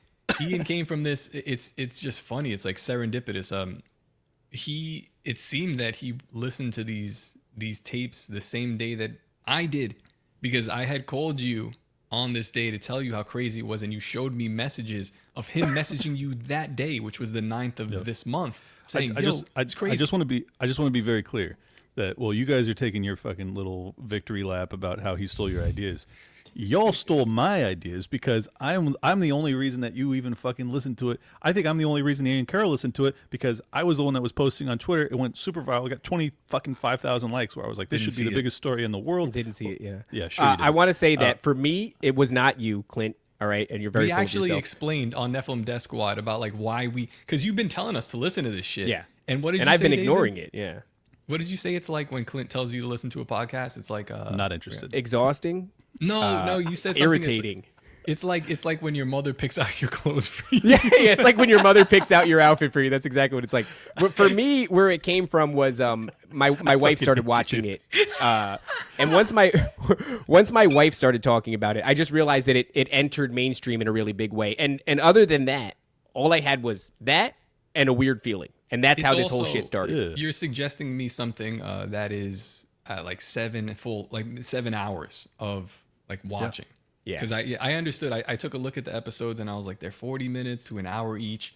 There's at least 10 of them. And then there's the talk tapes, which is like testimony after. And I was like, this is a thing that I'm asking you to listen to 7 hours of a white woman talking. It's fucking crazy No. you would ever do that. When he said that, I'm like, okay, Clint said it. Honestly, I was like, Clint said it. Okay, but this is like a task. So I'm not like, I can't just fucking start doing it now. I got other shit to listen to. So eventually we did. And it's just funny because like Ian listens to this at the same time and he's like, yo, this is crazy. And he goes off into his conspiracy land and I go off into mine.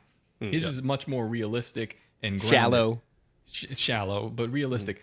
Ours is a little provable. Provable. Yeah, who knew? Gay. Also safe.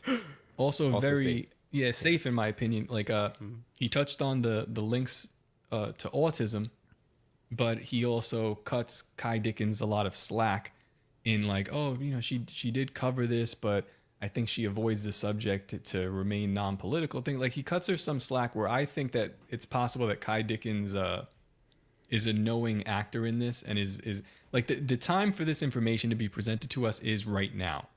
And I feel like she is the person that's being presented, being allowed to present this, but it's supposed to be looked at a certain angle. So some of the angles are, we won't touch the autism and the vaccine stuff right now, but she's presenting it at like with a new age sort of angle. So it looks like spirituality, but there is some nefarious intention, not nefarious, but like misleading intention behind the way she's explaining this to people. So they'll see it. And Ian's surmisal of this, the telepathy tapes is that these kids are very special. I think that's true.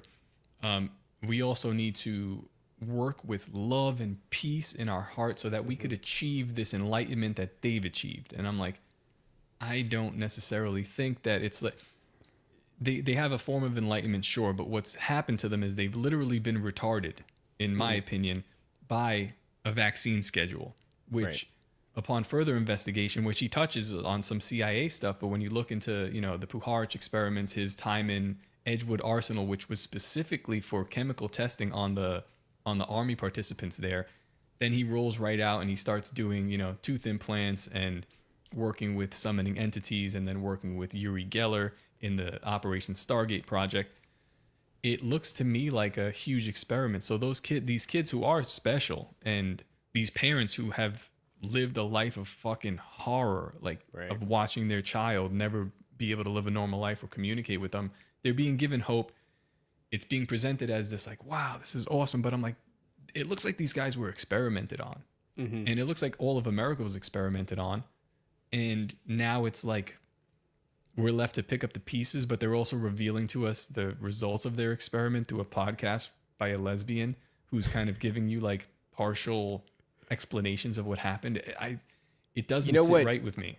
A lot of what we have isn't necessarily like answers as much as questions, right? Like the last question that I posed on Dangerous was why on earth does the MK Ultra program work so hard to create a dissociative identity disorder so that they can, open you up to suggestibility and program you as a Manchurian candidate or what the fuck ever?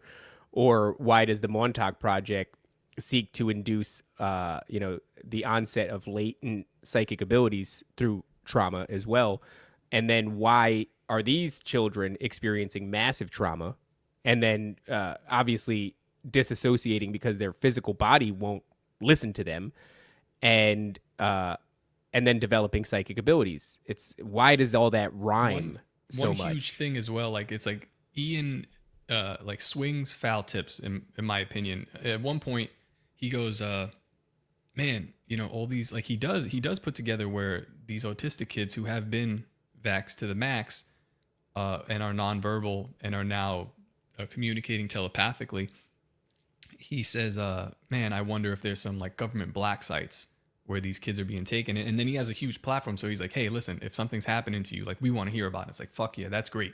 Reach out to Ian. But I think what he's missing is there is no government black site. America is the black site. This has been rolled out on all of our children.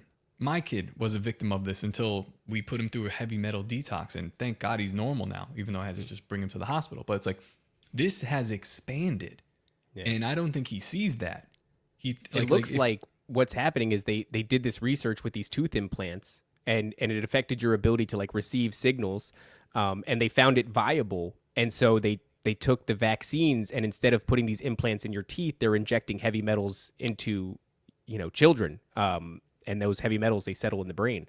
And it seems as if it's all to make you susceptible to frequencies one way or another. The same way that Lucille Ball would have picked up the conversation of Japanese insurgents here in America through her own dental implants, right? Whatever these things are communicating on is a frequency basis. And when I say things, I mean like these entities. These children are alluding to communicating with entities. Puharaj was communicating with entities, right? There's these 9 that they talk about, these 9 entities, and I won't go into too much detail here, but they have a message, and the message is like, we have to really be careful about where the planet is heading, and also humanity is on the verge of like a deviation, and in one way it's total disaster, and the other way it's ascension, and that's what the 9 say. But then these children, some of them in the telepathy tapes have the same fucking message, which is strange, right? They're talking about how there's to ascend, and also this weird environment. It's like, you're in a wheelchair your whole life. You haven't left your room, but you're worried about the environment. Like, no, you're receiving a message. Right. Yeah. And this climate calamity, I think we actually figured it out. Because for a while I was looking at it and I'm like, I think this is like some kind of gay go green shit, right? Where like, I don't know, we're going to stop polluting and we're going to implement carbon taxes or something. Like, is that what this is? Is that what these entities? And then I realized that there is a connection. And Ian touched on it. Because even in his description, he talks about aliens, right? And somehow they are involved with this, which immediately gave me pause because I was like, what is it? How do they? And then I realized there's another group of nonverbal children who communicate telepathically. And they are conventionally called the black-eyed children. And this goes into real woo-woo territory, but it's a hybridization program, abductee victims, artificially inseminated, and then eventually through another abduction process, they lose the pregnancy mysteriously, and there are doctors who can't explain why the pregnancy has suddenly vanished. Then years down the line, these women are abducted again. And this is, of course, it's like, it's just testimony. You have to decide whether or not you entertain these ideas. But they're abducted again, and they're reintroduced to these kids who they feel like are their kids. But their eyes are, like, bigger and blacker than usual. They're a little bit weird, like, kind of autistic. And they telepathically communicate with them, but not verbally. Not verbally. So why the fuck is that coincidence there? That's really strange. And then I kind of found where all this is going. So we have another, like, autist. Everybody's favorite autist. Who's everybody's favorite autist, Clint? Toad. No. I mean, yeah, but... Okay, who's everybody's second favorite autist, Clint? Elon? Good job, dude. So, Elon Musk recently filed... Based. That fucking freaked me out. I was like, speaking of telepathic autists, I'm pretty sure I just heard from Toad. It's Toad in the room with you right now. Holy shit. So Elon Musk recently trademarked the terminology telepathy.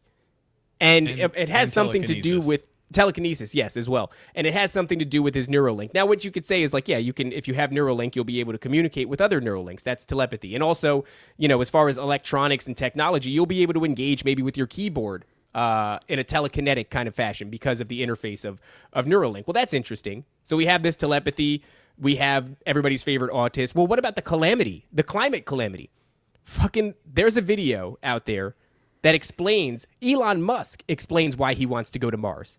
And it's like a 3-minute video. I recommend anybody go to Twitter, go to X, type in Polar Shift Elon Musk. And it's him sitting on a podcast it's like a 3-minute video.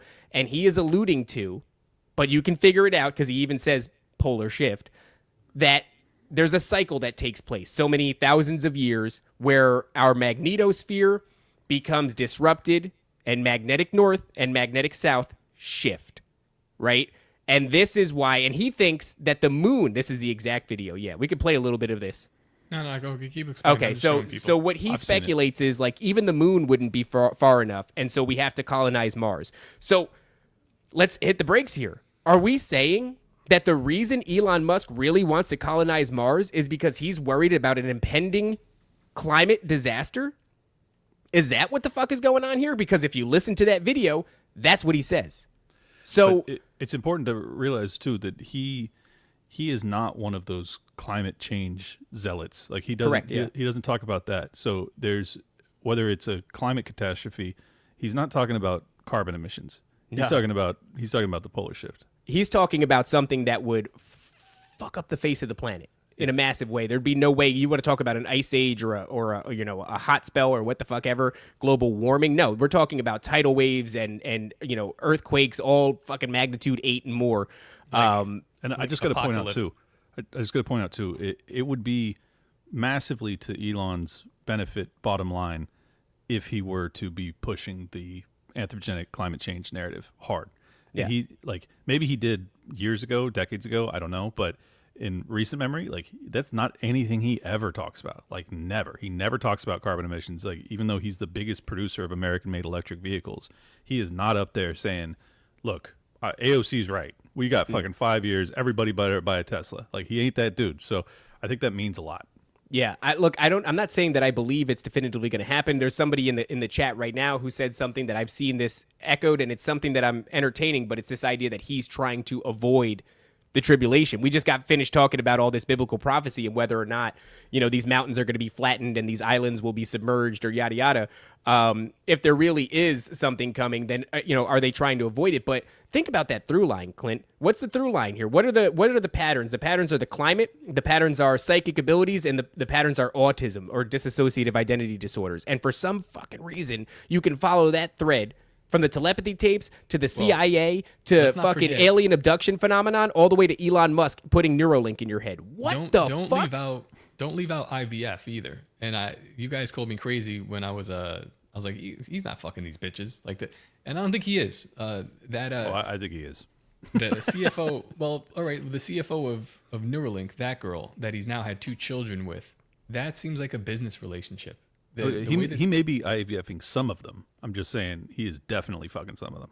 Well, pair that with what Donald Trump is doing, where he's making IVF much cheaper, which means that there's government assistance or government control in IVF, and then think about the amount of eggs and fertilized eggs that need to be frozen or discarded after a process, which a mother would only use 2-3 eggs at most. Most people will just implant 1 and then want to be done with it unless they're going to freeze for later. But it's like, well, where do these eggs go? I have a lot of questions. There's a lot of speculation, and I'm a little bit worried when the government pays for something, because that means that they own it.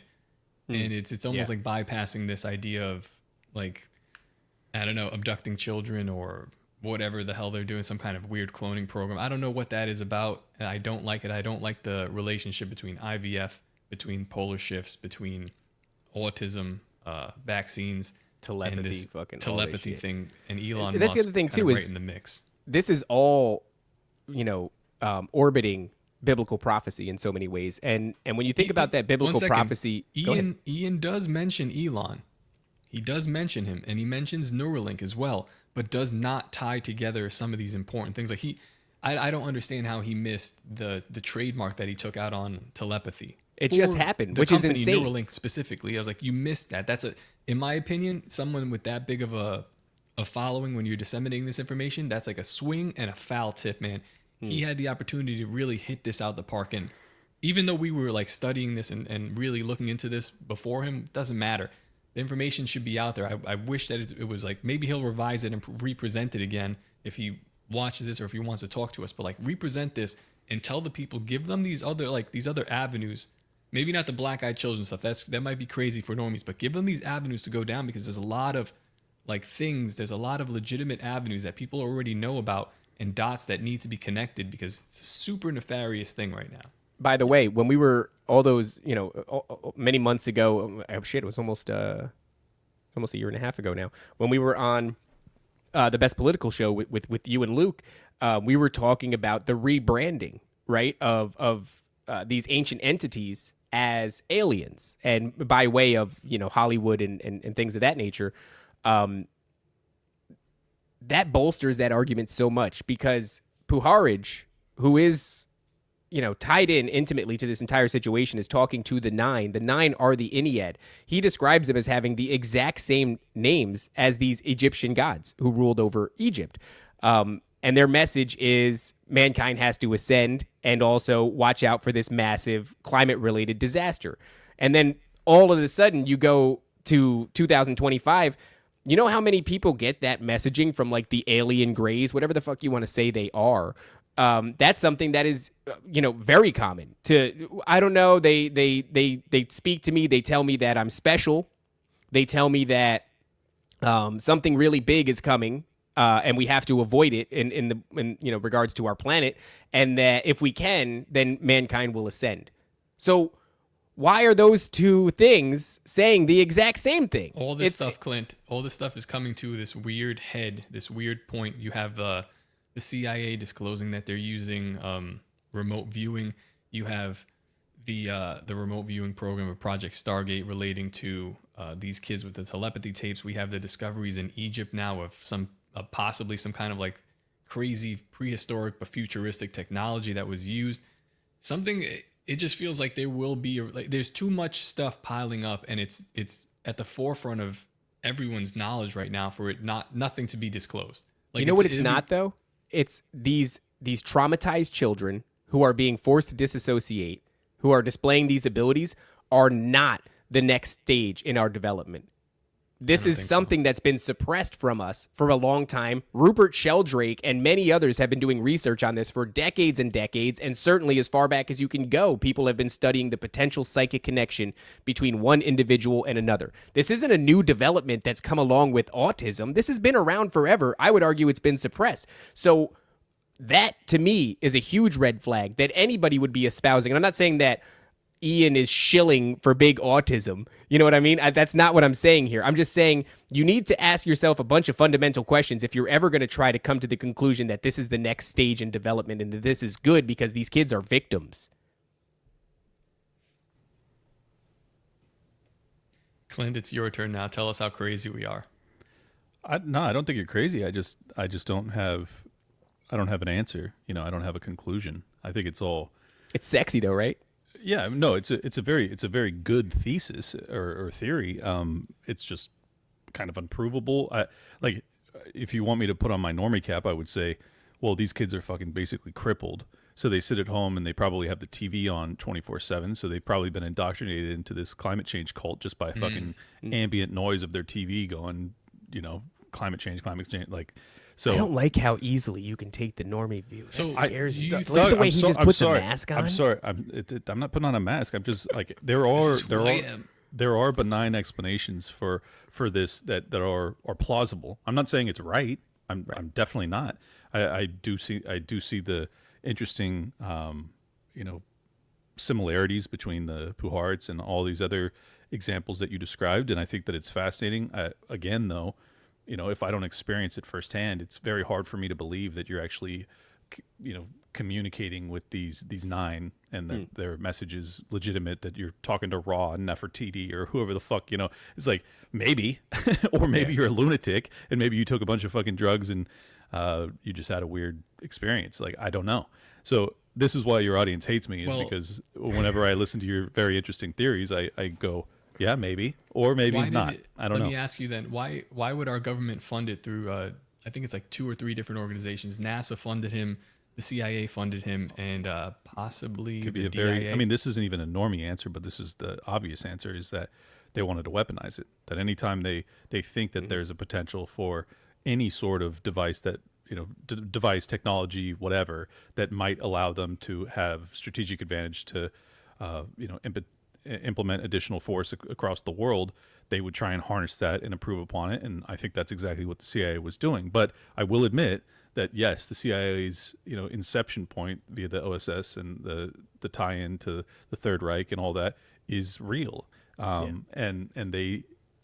again, like, I think that is largely what Hitler was doing too, is that he was interested in communing with these entities because he wanted the power. Right. So Clint, well, that's the thing. Is that actually a spiritual endeavor, or is that just like the very human drive for conquest and power? Well, we sit here and are those two different things? Like these is just very multi-layered. Yeah, why not both, Here's right? what I'm seeing. They funded him for 20 straight years, from like 51 till the mid 70s, for more than 20 years. Then in 77, Operation Stargate happens, and I don't even know how long that runs until. But Right. Operation Stargate is just a continuation of remote viewing in this weird thing, and it's just like they're pouring a bunch of money into this. They're sending. Don't this you guy think over. that It's they weird. would have It's just- found out what Kai Dickens found out? You know what I mean? Like, of Yeah, course they dude. found that It's out. the first thing they found Yes. out. No fucking way. But I still haven't seen actual video evidence of what she's describing, and this should be imminently provable, like imminently. If these people actually have, if some of these kids actually have like 90+%, as she was saying on those tapes, 90+% accuracy, well then fucking prove it right She now. was saying one Why of are them had you- 100%, right? Yeah, exactly. Why are you paywalling your fucking video evidence? So like my bullshit detector just triggers off the roof when I hear stuff like that. That's but another thing. That doesn't mean it's Ian- not true. And I agree with Ian here. He defended the paywall. She does need to get paid for this work. She needs to continue this course. work. I think there's other ways to monetize. That's like, paywall Well, look, the most. Look, I'm fine with you paywalling 90% of it, but if you want me to take you seriously, give me 10% of it for free and make it so fucking convincing that this becomes the biggest story on the planet. The fact that you haven't done that tells me that you don't have it. That's what it tells me. Now, could I be wrong? Yeah, I hope I'm wrong. I think it would be absolutely earth-shattering, as I said in that viral tweet. Like, this is the biggest story on the planet if it's true. Right. But is it? And I don't know. And if it is true, then we need to fucking just stop everything that we're doing on every other topic and dive into this. Like it's that's how big of a story it is if it's true. But the fact that that hasn't happened, the fact that this is like, it makes me feel like it's probably bullshit. But then also, if it is true, the powers that be certainly don't want you to know about that, so I could understand why it'd be suppressed. So I'm kind of on the other side of it a little bit, where it feels like if we entertain the idea that it's not true, then I'm kind of looking at like a lot of the shit that led to this as like a purposeful Pied Pipering us down a path. You know what I mean? Like, why then, if this isn't true, why the fuck? I mean, I'm not saying that Rogan is nefarious or anything like that, but it's like, why in the shit? #1 podcast in the world, it's blowing up in this massive fucking way, and it overlaps with all this CIA, intelligence fucking operations. Why is that if it's not true? I'm not saying that means that it is true, but that's something that's worth thinking about too, is like, if this isn't real, why the fuck is there so much effort to get this to blow up in the way that it has? See, I don't think it requires a conspiracy in that arena, because Rogan is friends with Eddie No, Bravo I'm not saying that I think it's a Tripoli. conspiracy. I start to speculate heavily on the idea of like ideas and whether or not, like, let's say Ian found this organically. That to me is also huge. It's like, why all of a sudden? No, I genuinely believe it. This is the chronology, and I know this sounds as if I'm being narcissistic, like you psychopaths, but I'm not. Like, the reason Ian messaged me after he listened to them is because he saw my tweet a week prior, and he was like, I'm gonna message Clint because he's the one that got me to fucking check this shit out, and my mind's blown because there's like, he and I don't talk that often, so the fact that he just out of the blue DMs me going, dude, these tapes are fucking unbelievable. I was like, yeah, it's because I told him about it. But the reason I heard about it was because of Rogan and a clip that went viral. And I think that the reason that Rogan heard about it is probably fucking Bravo or Tripoli or one of the other lunatics that are in his orbit that They're not hit in him up. that. They're not on it yet. Okay, well, I'm just saying, weird. he knows a lot of people that are on the cutting edge of weird topics. That's all I'm Rogan does have a good way of introducing MK Ultra projects to the public, though, and I just got to say it, man. The sensory deprivation tanks, that's a John C. Lilly thing. He's taking psychedelics. He's doing psychic communications with dolphins in the sensory deprivation tank. Rogan is pushing out to us apparatus that the intelligence agencies really love when it comes to these programs like that. DMT. Yeah, it's true. just fucking, it's weird, and that's why I'm saying, like, he's I'm not also so pushing back against lockdowns and vaccine mandates. You think they wanted that? True too. I don't know. Do you think that they wanted him to interview Trump and not Kamala in the days leading up to the election? I would say don't probably know. not, but maybe Ask yourself who that knows? question, Clint. Yeah, Yeah, maybe. that's where you get real crazy. Listen, I think we've reached the limit on crazy on this episode, but yeah, please, people listening, take that home and chew on that, because that's a great fucking question That's a to good ask question. yourself. Yeah, I ask myself that often. Yeah. And it makes me feel real crazy. Real crazy. And guys, please let Ian Carroll know that we're not mad that he took our ball and he's playing with it, okay? It's fine that he's playing with our ball. But I when would we have just catch you, appreciated. I'm going to shave your fucking mustache. That's it, dude. That's it. You're not having the fucking mustache anymore. I think it should be like illegal to be as tall and as handsome and have as good a head of hair, and then to also have a dope mustache like that. Like, you're taking it too far. You know what I mean? I think he should be shot. Yeah. It's bizarre. That's when a I little hear fucked people, too. If I'm being honest. Most of the conspiracy theories that we have on the show, they're like Ian Carroll, complete op. And I was like, we push back. I'll be like, listen, he does some weird shit, but have you seen the guy? Have you seen the content he's making? It's like, it fucking makes a lot of sense how he's presenting it. I understand the success. But then there are also some kind of like, it's like, oh, okay, that was a... I look at him and I go, he must not have a big dick because he is one big dick away. Enough with Ian Carroll's dick. I'm just saying, he's one big dick away from ruling the world. That's like, he's got everything it takes to rule the world, so he must not have a hanger on him. And if he does, then I just don't know what the fuck there is left for me to talk shit about. Pull up that chat. It says, Top and Raven got us hard, and then Clint just slaps the boner right off of us. That's it. I think that is why your audience hates me so much. But look, I think I'm not gonna lie, like I'm just being honest. Like, I think there are benign explanations and very normie explanations for so much of this, but that does not mean that the normie explanation is right. Like, I'm not saying definitively you guys are wrong about any of this. I just don't know. I think that's what makes our chemistry interesting, is like, you guys take it, maybe over the line sometimes, and then maybe, and then maybe sometimes I'm too far away from the line, and we kind of bring each other, closer to it. That's why I like this show. And well, again, so before we end, just that the idea of the hill, where these kids are going, it's such a crazy idea, and I feel like we've I got to tell a this... quick story. Okay. Oh, you've been on the hill? Oh shit. It's like, I have been communicating telepathically with Ian Carroll this entire time. Yeah. Fuck.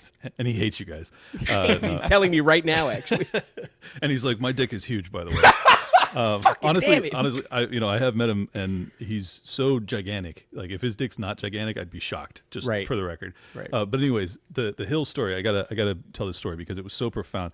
I think I've told this on Tower Gang once upon a time, but when I was a freshman in college, I stayed in this off-campus dorm because none of my friends were smart enough to get into college, and I was in the honors program at San Diego State. But I stayed. There was this one dorm that allowed for people that weren't students to be in there. So I roomed with my best friend from high school, and we did mushrooms this one time. And I'll keep his name anonymous so he doesn't get in trouble. But we do mushrooms, and I have a good time. I have minor movements and vision and shit. It's like no big deal. This dude takes the same amount as me, has a full-on out-of-body experience. And I witnessed this all firsthand, and it was one of the most profound things I've ever seen in my entire life. He's laying in his bed, and he's like, bip, bip, bip, bip, bip. He can't talk, and he can't move, and he's just fucking toast. And I'm basically just there, still vibing, having a good time myself, but I have to like look after him. And the next day he wakes up because he can't communicate with me at all what's transpiring. So the next day we finally have this long sit-down conversation about what happened.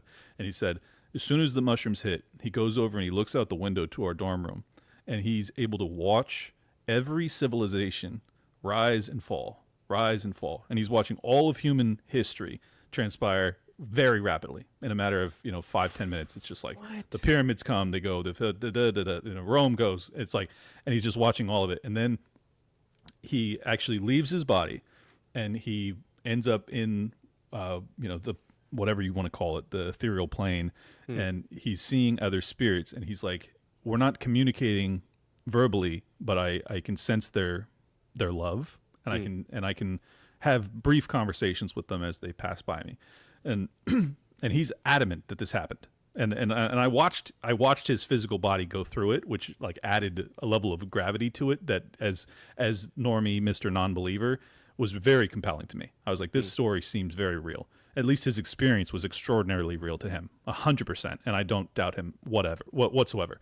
And then he's like, at one point as he's coming down, he thought about fucking shoving his shoes through his neck, like he was like I don't know. That's a side tangent. That's not really relevant, but I just thought that was a really funny part of the story. It's fucking wild. But he said that ever since that time, he knew that he was in the afterlife, and he knew that the afterlife exists, and he knew that this spiritual realm was real, and he's no longer afraid of dying, and he's not gone on to do drugs, much else in the rest of his life, but he's just always had this calm about him, this peace that he knows factually that there is an afterlife and it's real. And that has always stuck with me, and it's always been I don't even know why I ended up telling that story, but I just think it's really, really interesting. I do hope one day, Clint, that you have a profound, because you're like me in that we need, you got to show me.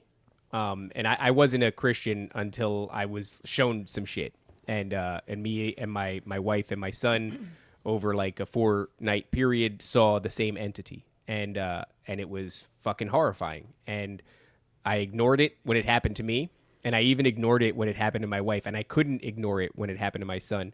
And it changed forever, the trajectory of I guess my pursuits when it comes to information. And so I just hope one day that, like your buddy, you fucking, or maybe like me, are inundated by some sort of greasy demon, and it forever changes your perspective. I prefer it not be a demon. I'd rather it be my buddy's experience. But this is why I've always been open to the idea of doing the ayahuasca trip, because I do want it. I want to have that aha moment. I'm just yet to have it, and I'm kind of too much of a fucking coward to go down that path. But then also, I think that there are genuine dangers that come with high dosage psychedelics, and particularly ayahuasca. And I'm like, it makes me nervous. So I'm trying to do it organically. Yeah, I've gotten to this point where I'm just asking this question: why? I'm not saying that Rogan is captured at all.